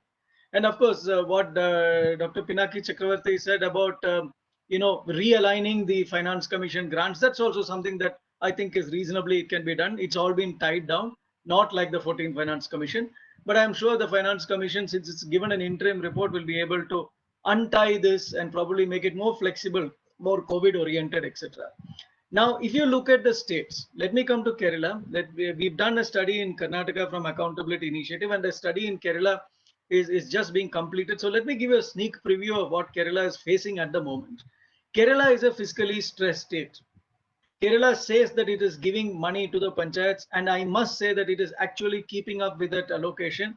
Though there was a time in the 4th Finance Commission's report period when the allocations actually, as a terms of percentage of the allocation of the state, of the SOTR of the state's own tax revenue, had declined. But if you the state is still managing to give maintenance funds of 5.5% of the SOTR, general purpose grant of 3.52%, and the development grant of about 25%, though the Finance Commission of the State Finance Commission had actually progressively recommended an increase from 22% to 30% in the 5th year. The state has not been able to manage it, but it has still managed to retain that allocation. However, there are some very disturbing things about Kerala, and I'm not blaming Kerala. Please, I mean, in this kind of time, I would never blame Kerala. I am just saying that these are things that a state that is fiscally strapped has to resort to in order to ensure that the panchayats get the money. One of the first things that Kerala has been doing is that it has been subsuming the Union Finance Commission grants into the state funds, and it had also taken a World Bank loan, and it has used that money to substitute its own allocations to the panchayat. So actually the panchayat's allocation from the state is progressively decreasing as a proportion.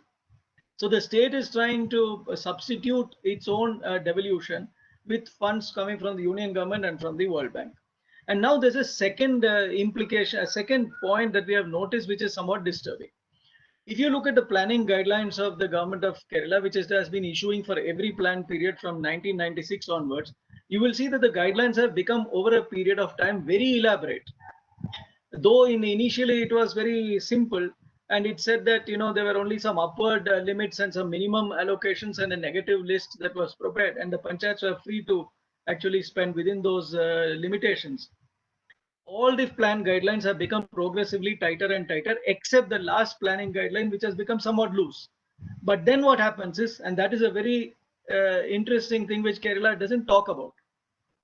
Kerala government has been issuing circulars directing the panchayats over and above the plan guidelines to contribute LG spending towards state-sponsored schemes or centrally sponsored schemes. So what happens is that LGs have to fall back on central and state sponsored schemes where they can park their money at the end of the financial year if their expenditures are not up to the mark during the year. So what happens is government directives throughout the year necessitating LG contribution for several government schemes is actually further constraining the LG allocations. Is that the constraints on development fund planning have not disappeared. What has happened to the constraints on development planning at the panchayats is that they have moved out from the planning guidelines, which are issued once in 5 years, and they are contained in the annual financial guidelines circulated to LGs. And so therefore, the LG contribution to CSS and SSS is increasing dramatically. And therefore, the panchayats in Kerala are actually quite fiscally constrained. And I don't know what kind of decentralized planning are they doing today. And I'm sure that everybody in Kerala knows about it, but nobody wants to talk about it because Kerala would still like to preserve its reputation as a state that is doing well in decentralization, which it is because other states are doing much worse. Other states have constrained the panchayats, as Dr. Chakravarti says. There is hardly any untied fund given to any other state, to panchayats in any other state. So Kerala, even though because of its fiscal stress has been narrowing the panchayat expenditure space, is still comparatively much better than other states. Now, my prediction is that what is happening in Kerala today is going to happen at the union government level. As the union government begins to suffer from fiscal stress, panchayats are going to be left to their own devices in order to improve their finances. I was a consultant with the 14th Finance Commission through Accountability Initiative, and we did some work. We realized that 60% on an average across all states of the Gram Panchayat expenditures were being funded directly by the central government. So what has happened is that the state government began to withdraw its money, and the union government was substituting its money, bypassing this, well, not bypassing physically in a sense, but edging out the state finance package with its own money at the panchayat level. So paradoxically, we have a situation by which the third tier and the bottommost level of the third tier, the Gram Panchayat, is actually by and large funded by the union government. Now, if the union government is not going to be able to raise taxes because the economy is tanking, we must think about other moves. Now, one thing is Professor Uman spoke about two or three very important things. I too very strongly believe that property tax is a big potential tax which the panchayats have not been raising. It's politically very easy for a panchayat to not raise property tax, to not take the unpopular political decision of raising property taxes if it is able to substitute that with money that comes from above. I mean, no government, no politician wins elections by saying that they will increase the taxes. Then there is therefore no hard budget constraint for a panchayat to function as an agency. So we do need to increase the property tax. I mean, a small study that we did in Bangalore, I would estimate that in Bangalore city, without raising property tax rates, by just mopping up property tax, by enhancing the tax base and properly documenting all the houses, we should be able to increase the tax in Bangalore by 3 times. And that's a conservative estimate. So property tax is a very good tax. I don't know whether we can impose something like a piggyback tax. Can Government of India include on the income tax an option for a state government to raise a 2% or a 1% piggyback tax, so that whatever income tax that is raised in a particular state at the option of the state can be increased by 2%, and that money comes into a fund which goes to the local governments. And maybe that fund can come into the local government with certain incentives based on how much of property tax they raise. So a piggyback tax based on how well you collect your property tax with a separate funding to the local government might be able to improve. But I also suggest that there are some very important things that should force us now to go in for greater efficiencies. If we cannot get government money, and if government money is tanking because the economy is tanking and therefore taxes are tanking, then the existing money should be able to work harder. The government rupee must travel further.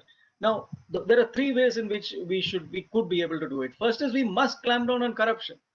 Experience shows that wherever the economy has collapsed, eventually people's intolerance of corruption has increased. You see, a growing economy is very tolerant of corruption. In the United States, between 1865 and 1930, it was one of the most corrupt countries in the world. Yeah, I just finish very quickly. We must be able to control corruption and ensure that that money goes to the panchayats in a more efficient way. Second thing is our institutions, we have multiple levels, multiple institutions, complicated workflows, complicated fiscal transfer system, parallel bodies. We need to reduce all these workflows, give all the institutions to the panchayat to handle, dismantle parallel structures because they are all rent seekers and impediments in actually delivery at the ground level.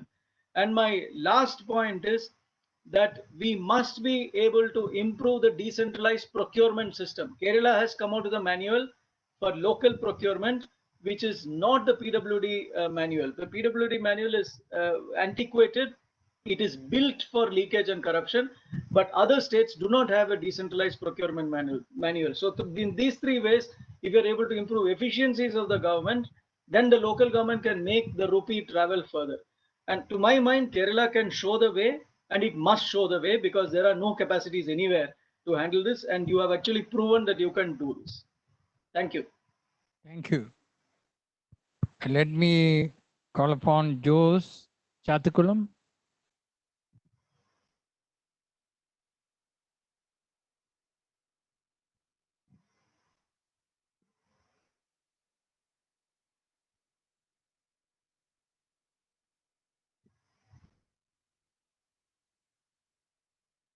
Is this clear?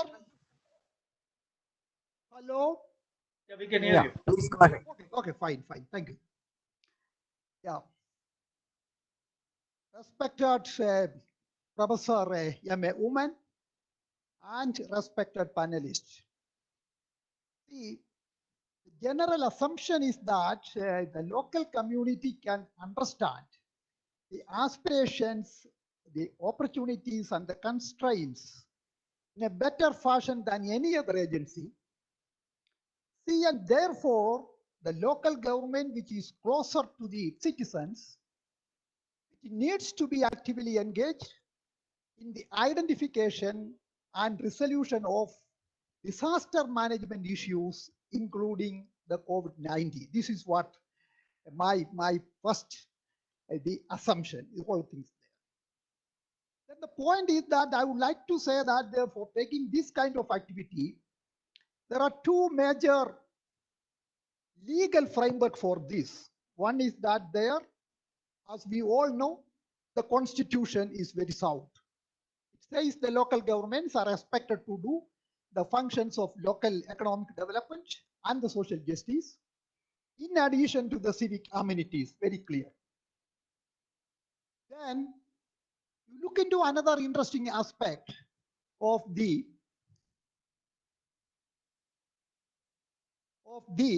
Disaster Management Act of Disaster Management Act of the 2005.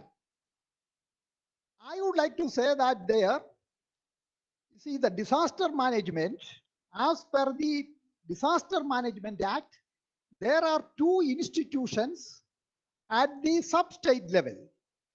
One is that there the district disaster management authority and the local authority.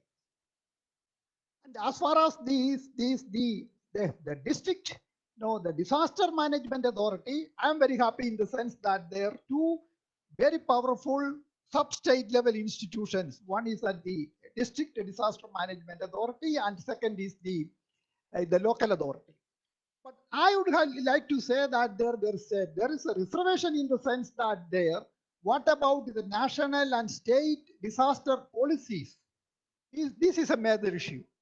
So the point is that when we actually drafted the national policy and the state policy, what happened? The act has been diluted, and as a result, what happened? There was no legitimate space for the local government institutions in tackling the disaster management system. So my first submission is that very seriously we have to revise the provisions. The thing is that the policy of the disaster policy, which is operating at the state level and the national level. There's a kind of a conflict between the act and the policy practice there. See, as far as this COVID-19 is concerned, I would like to appreciate the local government, not only in Kerala, almost the entire country. she looked at there without getting any kind of particular order from above, quote and unquote, from the above, or from a kind of a very explicit statutory support for doing that, or the local government by their own, they all jumped into the issues and they could manage the issue at that level. So the point is that there, what the local government are doing, and all over the country, we all know that there they are doing 101 things, identifying the cases, giving support to the quarantine, those who are have some kind of a contact with the patients. It may be in the same sense that there the operation of the community kitchens, whatever may be things there. So by seeing all the things, I would like to say that there it is actually reinforcing the hypothesis that local government is the most appropriate political entity to tackle the disaster and very particularly the COVID-19. See, in this case, I would like to say that there, because of the local government, the public leadership has been contextualized and understood as a public good. This is what there, as far as the major contribution is concerned, in the involvement of the panchayat in the COVID-19 management. So the question is that there, then we can talk about the finance aspect. I would like to say that there one aspect, look into the devolution index, which the reports and studies by the Indian Institute of Public Administration and the Institute of Tata Institute of Social Science. You see that what happened, there is a mismatch between the financial devolution and the devolution of the other domains. What my point is that there all the studies shows that there the financial devolution is less than by 10 points in and around. So the point is that there the functions devolution is bigger in size. In some cases what happened, you have a very good legal framework. And in some cases what happened, your functionary is also not that bad. But the point is that there is a serious mismatch between the functional and other aspects of devolution and the financial aspects of devolution. So my point is that their financial aspect of devolution has attained the lowest score value of all these studies. It gives an impression that there, as far as the financial devolution is concerned, it is the lowest devolution among other domain or parameters of the devolution process. Then we look into the sources of financing of the local government. Generally, I would like to say that there are 5 sources. One is that their internal source of the local government, and there are 2 other sources from the state fund and the central fund that is there. As far as the point is that there the central fund is concerned, you take the central finance commissions. What is our experience as far as the 14th finance commission is concerned? See, I can just give a kind of a quotation from the 14th finance commission. 14th finance commission has made that there.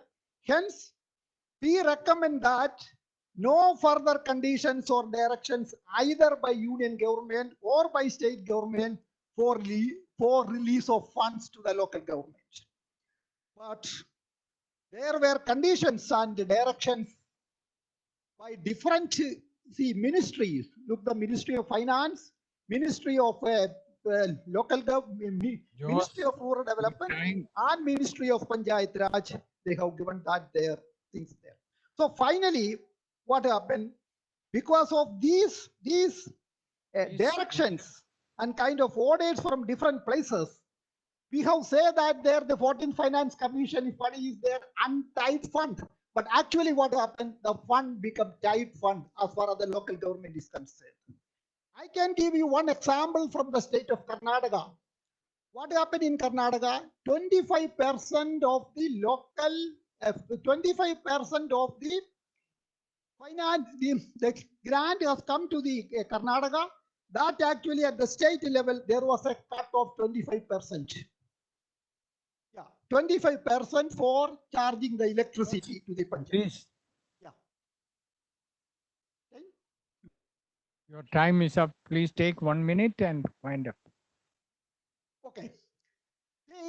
Then you look into the state finance commissions. State finance commissions. State finance commissions. The point is that they are. You already mentioned that they are how the state finance commission is working in the state. I can give you 2-3 examples. Take the case of Arunachal. Take the case of Arunachal Pradesh. Arunachal Pradesh has rejected the state finance commission report by saying that they're not workable. Take the case of Maharashtra, second finance commission, due to the severe financial constraints caused by drought. Karnataka, the recent finance commission, the fourth finance commission has submitted the report. And there were 2 major recommendations by the finance commission.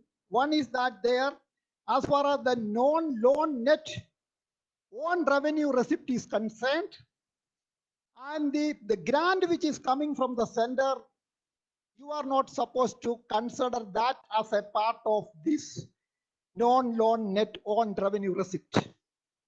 That is separate. It cannot be considered. That is what the recommendation of the State Finance Commission. In the similar fashion, what happened? Whatever you are getting the support from the, I'll get only 1 minute. Whatever you are getting the support from the, from the compensation of the GST, that actually you have to consider as part of this.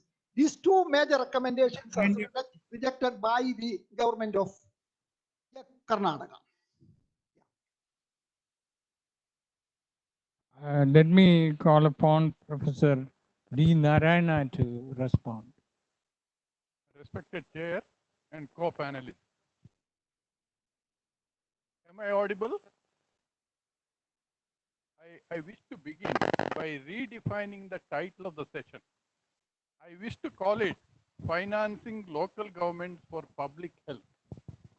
Part of the reason is that, I'm going to refer to the finance commission, and it's not an interim report. They have submitted the report for 2020 and 21, and they're not going to change it because it's not an interim report. It's the report for this year.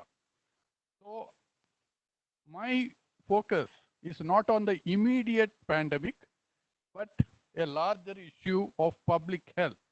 That's why I title like that. As you know, public health is defined as, I'm quoting from the Webster Dictionary, the art and science dealing with the protection and improvement of community health by organized community effort and including preventive medicine and sanitary and social science. I'm emphasizing organized community effort.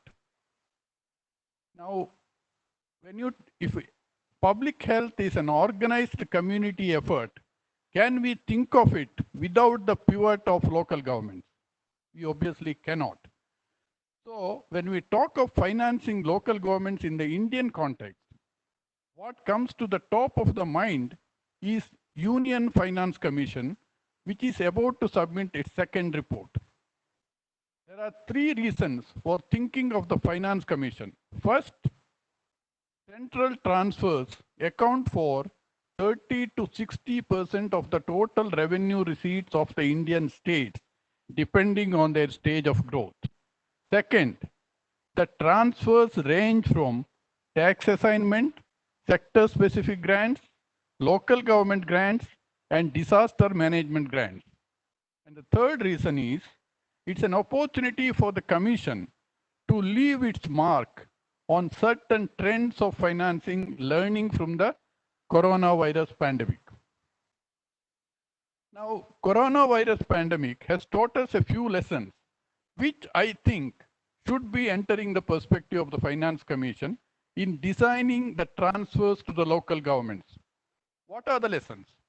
First, in managing each disaster, the local governments play an important role, especially in public health disasters. But the finances transferred to them is not related to it. This has to change. Second, public health disasters should be an important criterion of devolution of disaster management funds and not just past expenditure, earthquake, cyclone, floods, and droughts. Third, sectoral grants, for instance, health grant, too should take cognizance of the above two dimensions, namely local governments and public health disasters. I need not labor the fact that the relative success of Kerala and Karnataka in managing the coronavirus transmission is attributable to a considerable extent to the strength of their local governments. It's well known. There's a lot written on that. Devolution of functions, funds, and functionaries to the local levels of government over the last 2 decades have built up their strength. While in Kerala, it has been sustained irrespective of the political color of the ruling coalition, Karnataka has seen ups and downs. But Karnataka has been able to draw on the strength of the local governments when a need arises, like we heard in the other sessions today. This is an important lesson which the Finance Commission can bring to bear in its recommendations so that public health gets institutionalized in the local government mandate. Here, it may be worthwhile drawing from history of municipal legislation from Great Britain and elsewhere over 100 years ago. The purpose of Public Health Act of 1875 in Britain was to codify previous measures aimed at combating filthy urban living conditions which caused various health threats, including the spread of many diseases such as cholera and typhus, in the context of industrial revolution, urban crowding, poor housing, and sanitation. Although we have inherited many of these municipal legislations as a colonial legacy, they have not entered the books of the Finance Commission in any systematic way while funding the local governments. Coronavirus pandemic is an opportunity for the Commission to leave its mark. The Commission, in its first report for 2020-21, has continued the tradition of making substantial grants to local governments. In fact, I'm not going to go into the details of it. One particular thing is that the Commission has recognized the need to provide larger finances to urban local bodies, proposing to raise it from 32.5% of the total grants to 40% in the medium term. This is, in my view, in the right direction, signaling that state governments have to allocate more funds to urban local bodies. The COVID pandemic has exposed the severe deficiencies of our urban local governments. For both rural and urban local governments, part of the funds is earmarked for drinking water and sanitation. One needs to move beyond and bring in a comprehensive public health trust and put no conditions on the LG grant. That should not be this 50% conditional, 50 basic. I think it should all be unconditional. Now, turning to the Funds for Disaster Risk Management Authority, the Finance Commission believes in continuity and the funds are devoted almost entirely to natural disasters. Allocation to states is based on past expenditures and indexed with the scores for earthquakes, cyclones, floods, and droughts. Now, disaster means natural disaster for them, and epidemics do not appear anywhere in the Disaster Management Act 2005 or Finance Commission reports. The reality, however, is very different, as I argue below. I do not understand the reasoning behind having criterion such as earthquakes in the allocation formula. A state that had an earthquake this year may not have one next 10 or 20 years or may not have at all. Maharashtra had an earthquake in 1993, but not since then. Many other similar examples can be given. So also with floods. But droughts and cyclones do have their cycles, and some states get more of them. Now look at epidemics. Take the period from 2000. There isn't probably a single year without a report of an epidemic in some part or the other of India. Take, for example, H1N1 or the swine flu. Every year since 2010 has reported H1N1. Total number of cases till 2019 is around 1.6 lakh and fatality over 11,000, with case fatality rate going up to 30% in some states.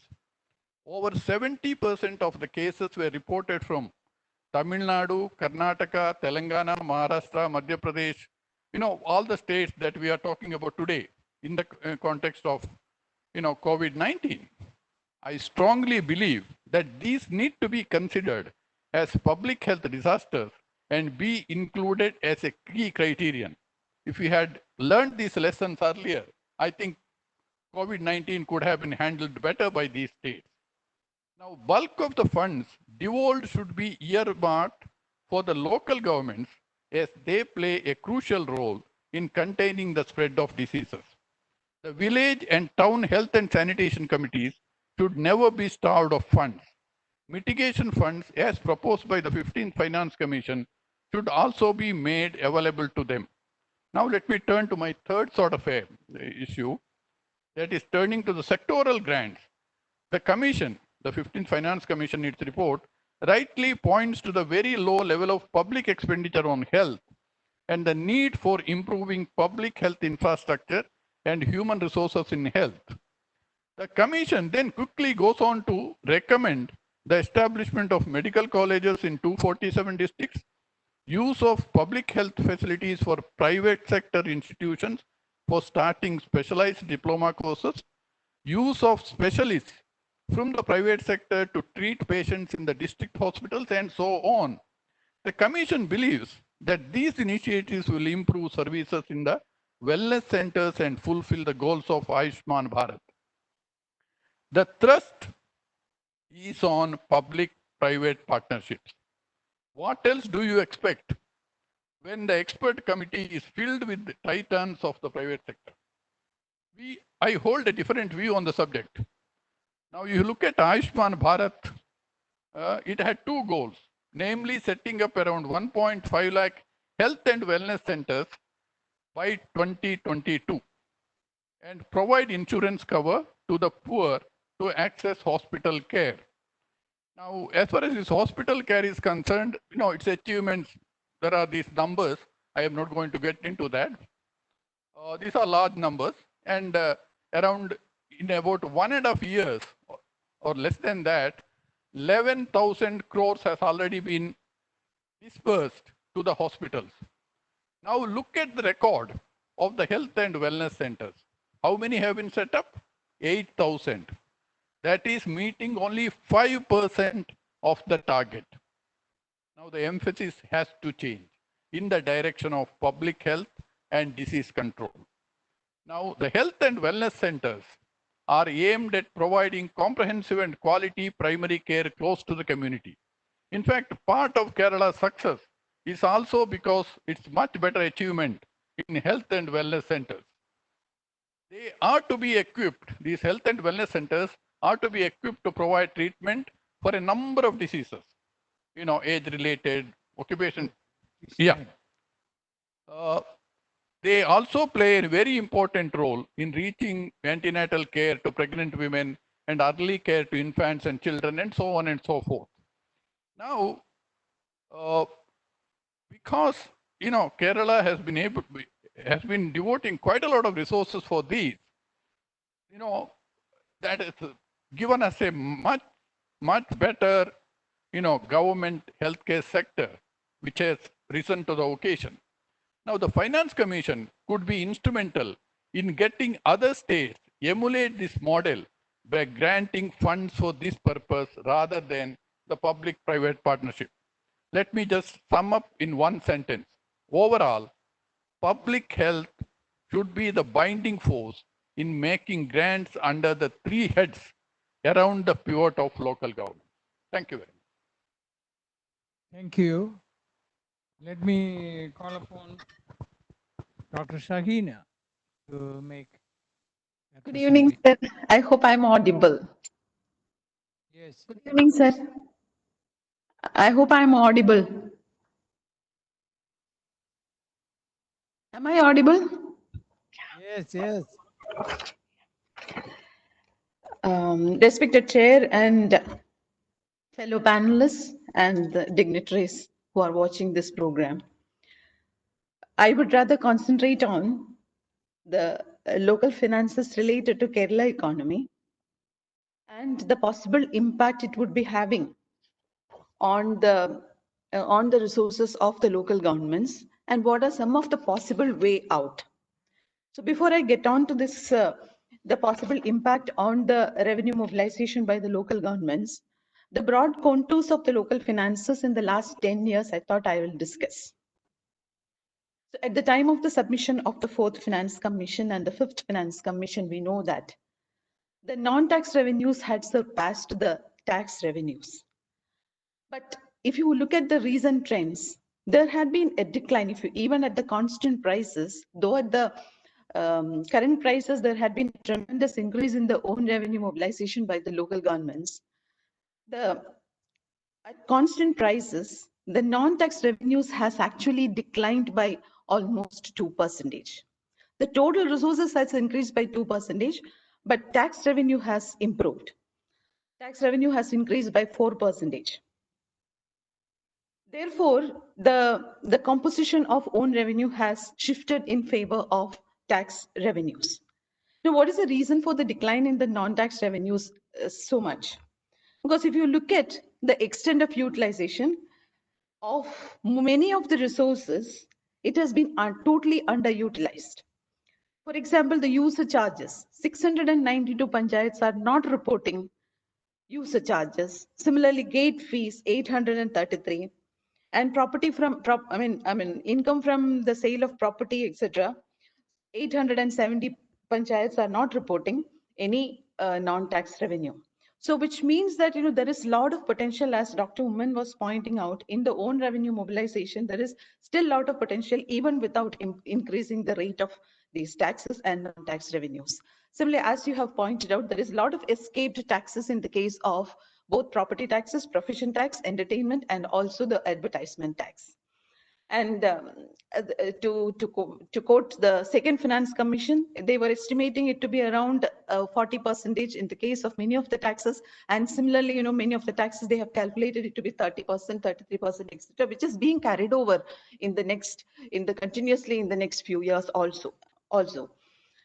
And if you take the entertainment tax, there has been a drastic reduction. Only very few panchayats, 36 or so panchayats, are reporting the entertainment tax of the entertainment tax during the year 2018-19, and advertisement tax only by less than 20 panchayats are reporting the advertisement tax.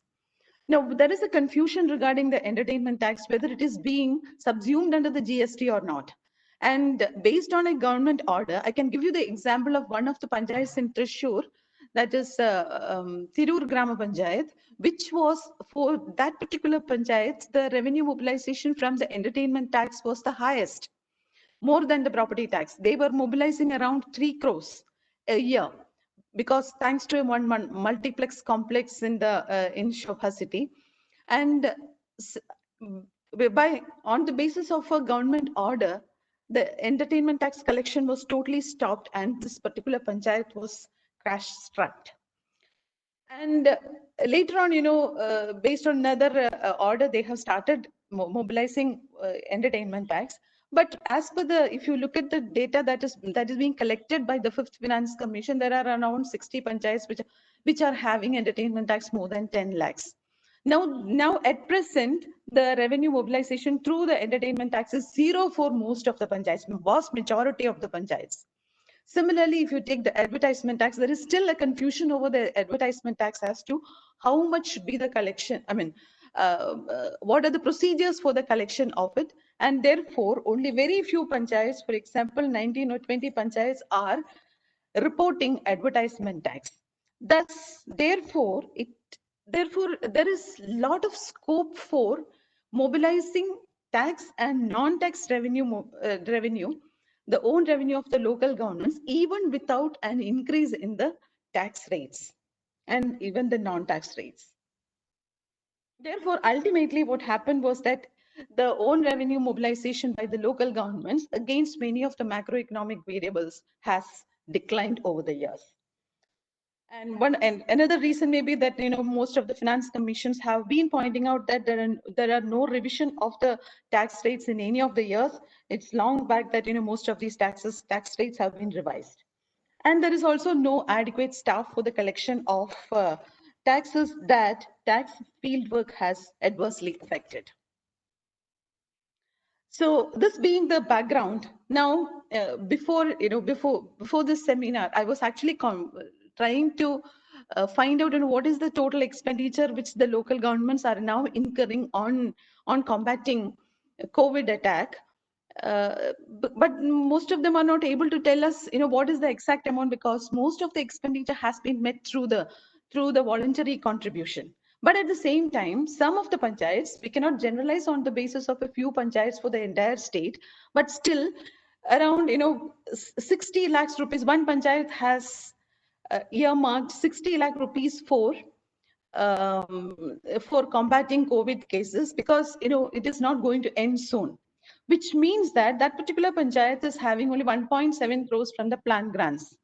So out of the plan grants, 60%, that almost 35% of the total plan revenue mobilized, plan transfers have been set aside for the COVID cases. So, which means that if 30 to 35% of the plan grants are used for the COVID related activities, roughly around, the plan is going to come down by around more than 2,000 crores this year. And given the financial crunch, there could be decline in the subsequent years in the plan fund. We don't know.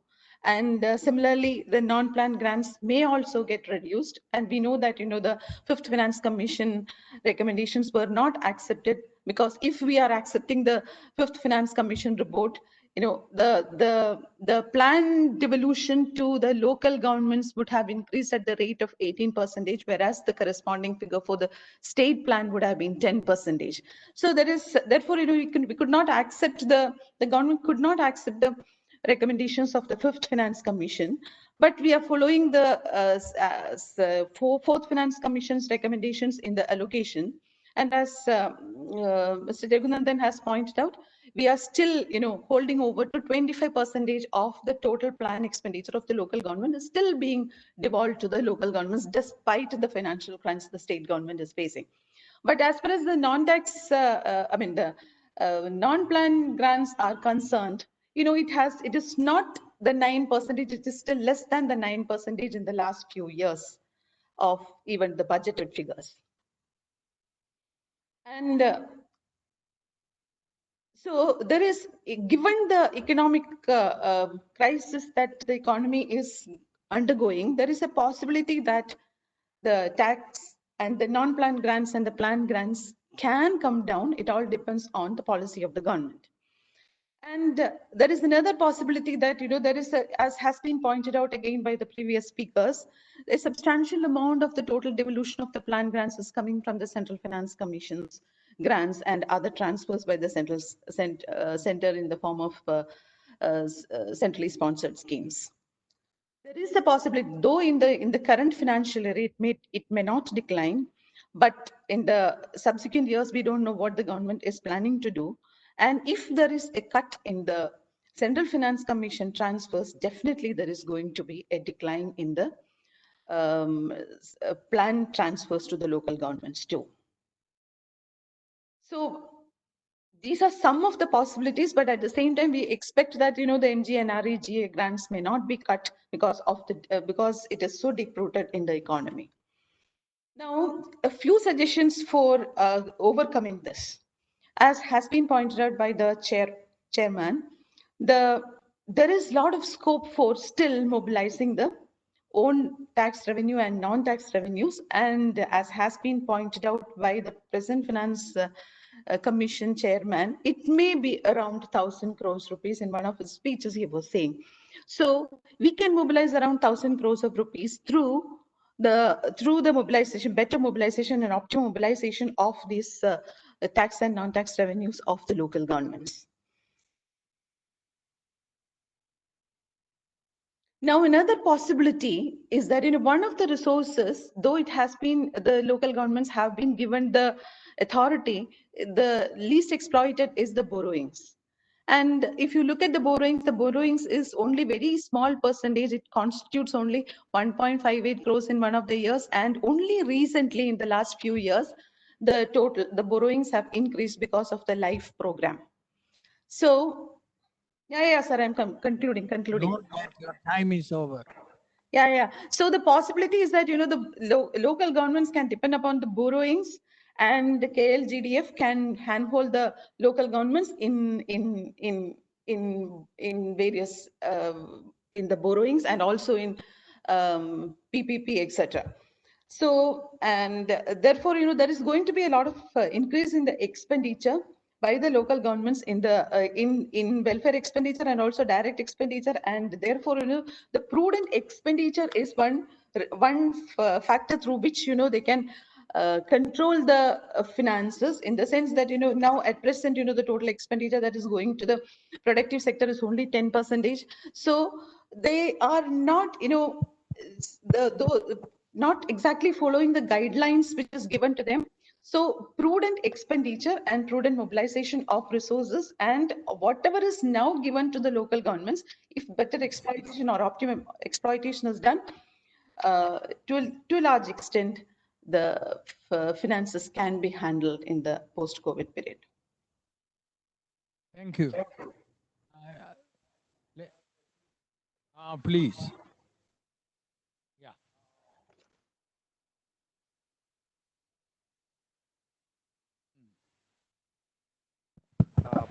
Anshuman Carol says that if you look at the plan-wise budget allocation in the last 3 years, the allocation, the GPDP, the Grama Panchayat Development Plan, the allocation from the Disaster Relief Fund is 0. This means that when the GPDP was prepared, panchayats were not aware of the Disaster Management Fund facility. Many Gram Panchayats prepared DRR plans, but even if these are part of GPDP, funds are earmarked from FFC and SFC, State Finance Commission. Directions issued by the Ministry of Finance, Government of India in the year 2014, it was said that 10% of the flexi funds can be used for disaster under centrally sponsored schemes. What happened to these orders? I thought these questions are mostly related to disaster, which we are going to take up tomorrow. There is another session. Another session exclusive. I think, Anshuman, thank you for raising these questions. We will take up these issues tomorrow because we are also too late today. And another question is Ramit Basu. It's a cross question to Anshuman. Forget about that. Raju, utilization of raw materials shall be discussed since the availability. Again, this is not, we are a very focused question of financing development. Disaster management, again, question. No, Vinod. I think Vinod Kumar, central government started the discussion of improving the own resource revenue of the local self-government institutions, especially GPs and urban local bodies. Is it a sign of reducing the grant in aid to LSGs? That is the question which is being asked. Jagjeevan, state-specific, community-specific capacity building strategy needed. Yeah, already highlighted here. Kerala can share our learning and experience, but Kerala can't capacitate others. But unfortunately, most of the SIRDs are not capable to capacitate the panchayats. This is a remark about SIRDs. Dr. Jose, unfortunately, our disaster management authority is highly decentralized. This is a comment to Dr. Jose. Revenue department is not capable to do disaster mitigation program, no skill, no capacity, and revenue department is one of the outdated departments.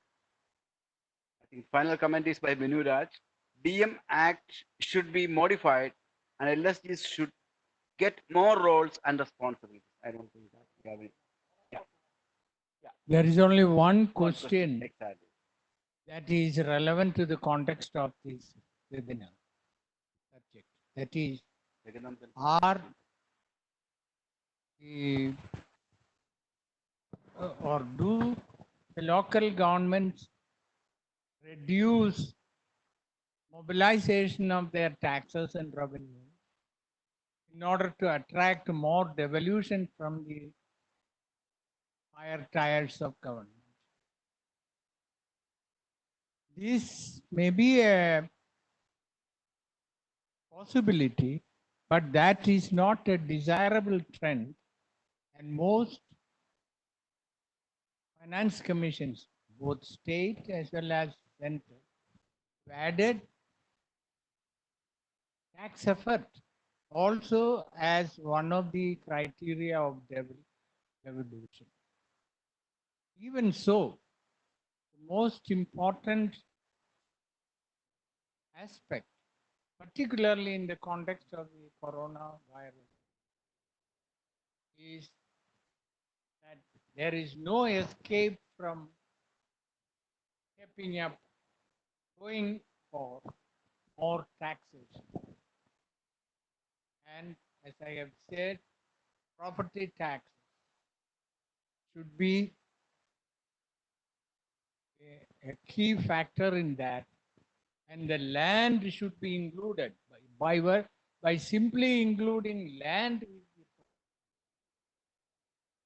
the yield will be considerably high, and those states like Punjab, Rajasthan, which have dropped property taxes, and also Bihar and Uttar Pradesh, which have virtually no tax at the local government level. This is not the way to mobilize resources. And in total, as I have said, out of the rural income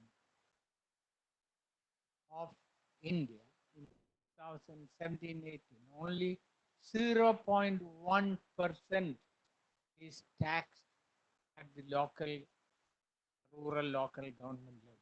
This is a pathetic situation that must be addressed, particularly in the context of the coronavirus. I just want to add, so many of my points did not be specified. Now, taking advantage of the presence of Dr. Thomas Isaac, who has been as much an expert and local government and governance. The MP Lads program, which is abolished now for 2 years, not abolished, it should be abolished. Suspended for 2 years, brings about straight 4,000 crores plus non-lapsable accumulated funds over these years appropriated by the union government. At least ostensibly, these resources were meant for local area development, and this should be given to the local government, and the state government should make a plea for that to be done immediately. Thank you. I would like our esteemed finance minister also to take advantage of his presence. Ask him to comment. Yes, I missed most part of the discussions here. Hello, Pinaki, Shahina, Raghu, Jostatakulam.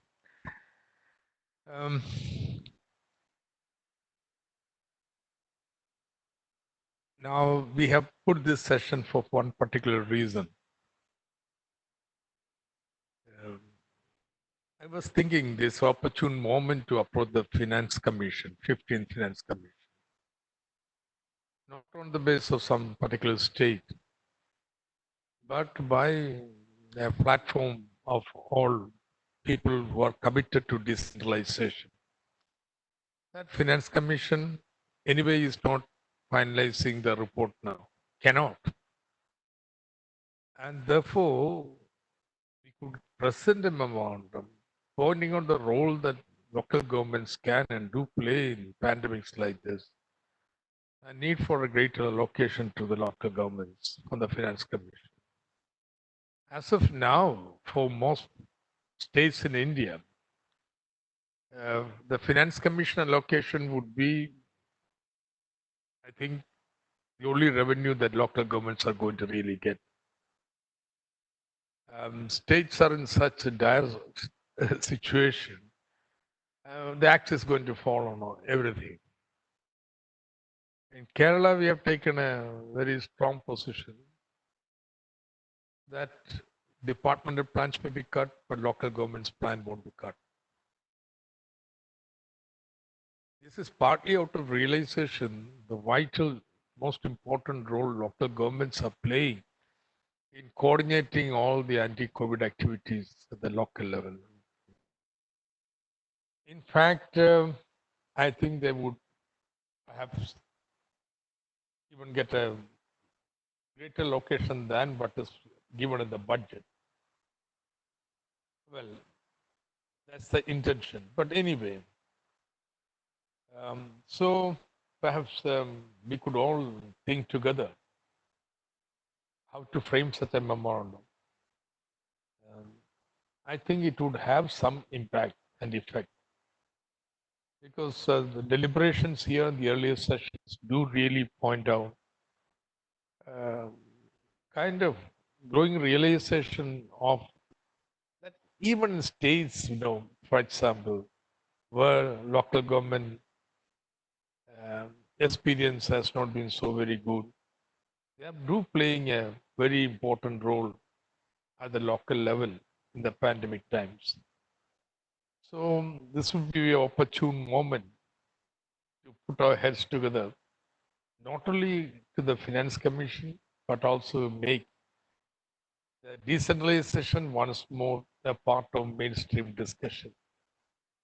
I don't want to speak more, but let's see. I think we will continue the conversation otherwise. I think some people, Pinaki can definitely who join to draft such a memorandum, which can be circulated, and then we take it to the Finance Commission. Let me take this opportunity to thank all the panelists, all of are my good friends for participating. Carry forward the challenges moment, the challenge of drafting a fresh memorandum to the 15th Finance Commission that is pertinent, relevant, and timely. Thank you. Thank you. Thank you very much.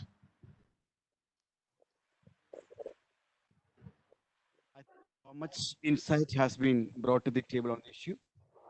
And Dr. Joy and me would like to thank all the panelists and of course, indeed, our dear Professor Uman. And you know that Professor Uman is our honorary professor in GIFT. Uman is our honorary professor in GIFT. And we thank all of you. Dr. Joy joins me in thanking all of you because it was very enlightening and insightful session. And finally, if you are really serious about taking the agenda forward, kindly put down your thoughts. I think. I have an announcement. I forgot to add it when I spoke last. There were demand from many people that they would like to hear our health minister, Srimati Shailaja. Unfortunately, she has gone to Kanu, and I contacted her. She has agreed to come. Tomorrow, 10 o'clock, she will be speaking. A special address. You're not changing any other agenda, but she would be coming whenever she is available. I think most probably 10 o'clock, and she would be speaking in the webinar. I was referring to the notes. We will send you this transcript, and you can transform, add your points, and send a decent note to all of us. Thank you very much. Yeah, and again, tomorrow we will be starting at 9:30 sharp, and we'll have also the special address by Honorable Health Minister. Thank you very much. Good night.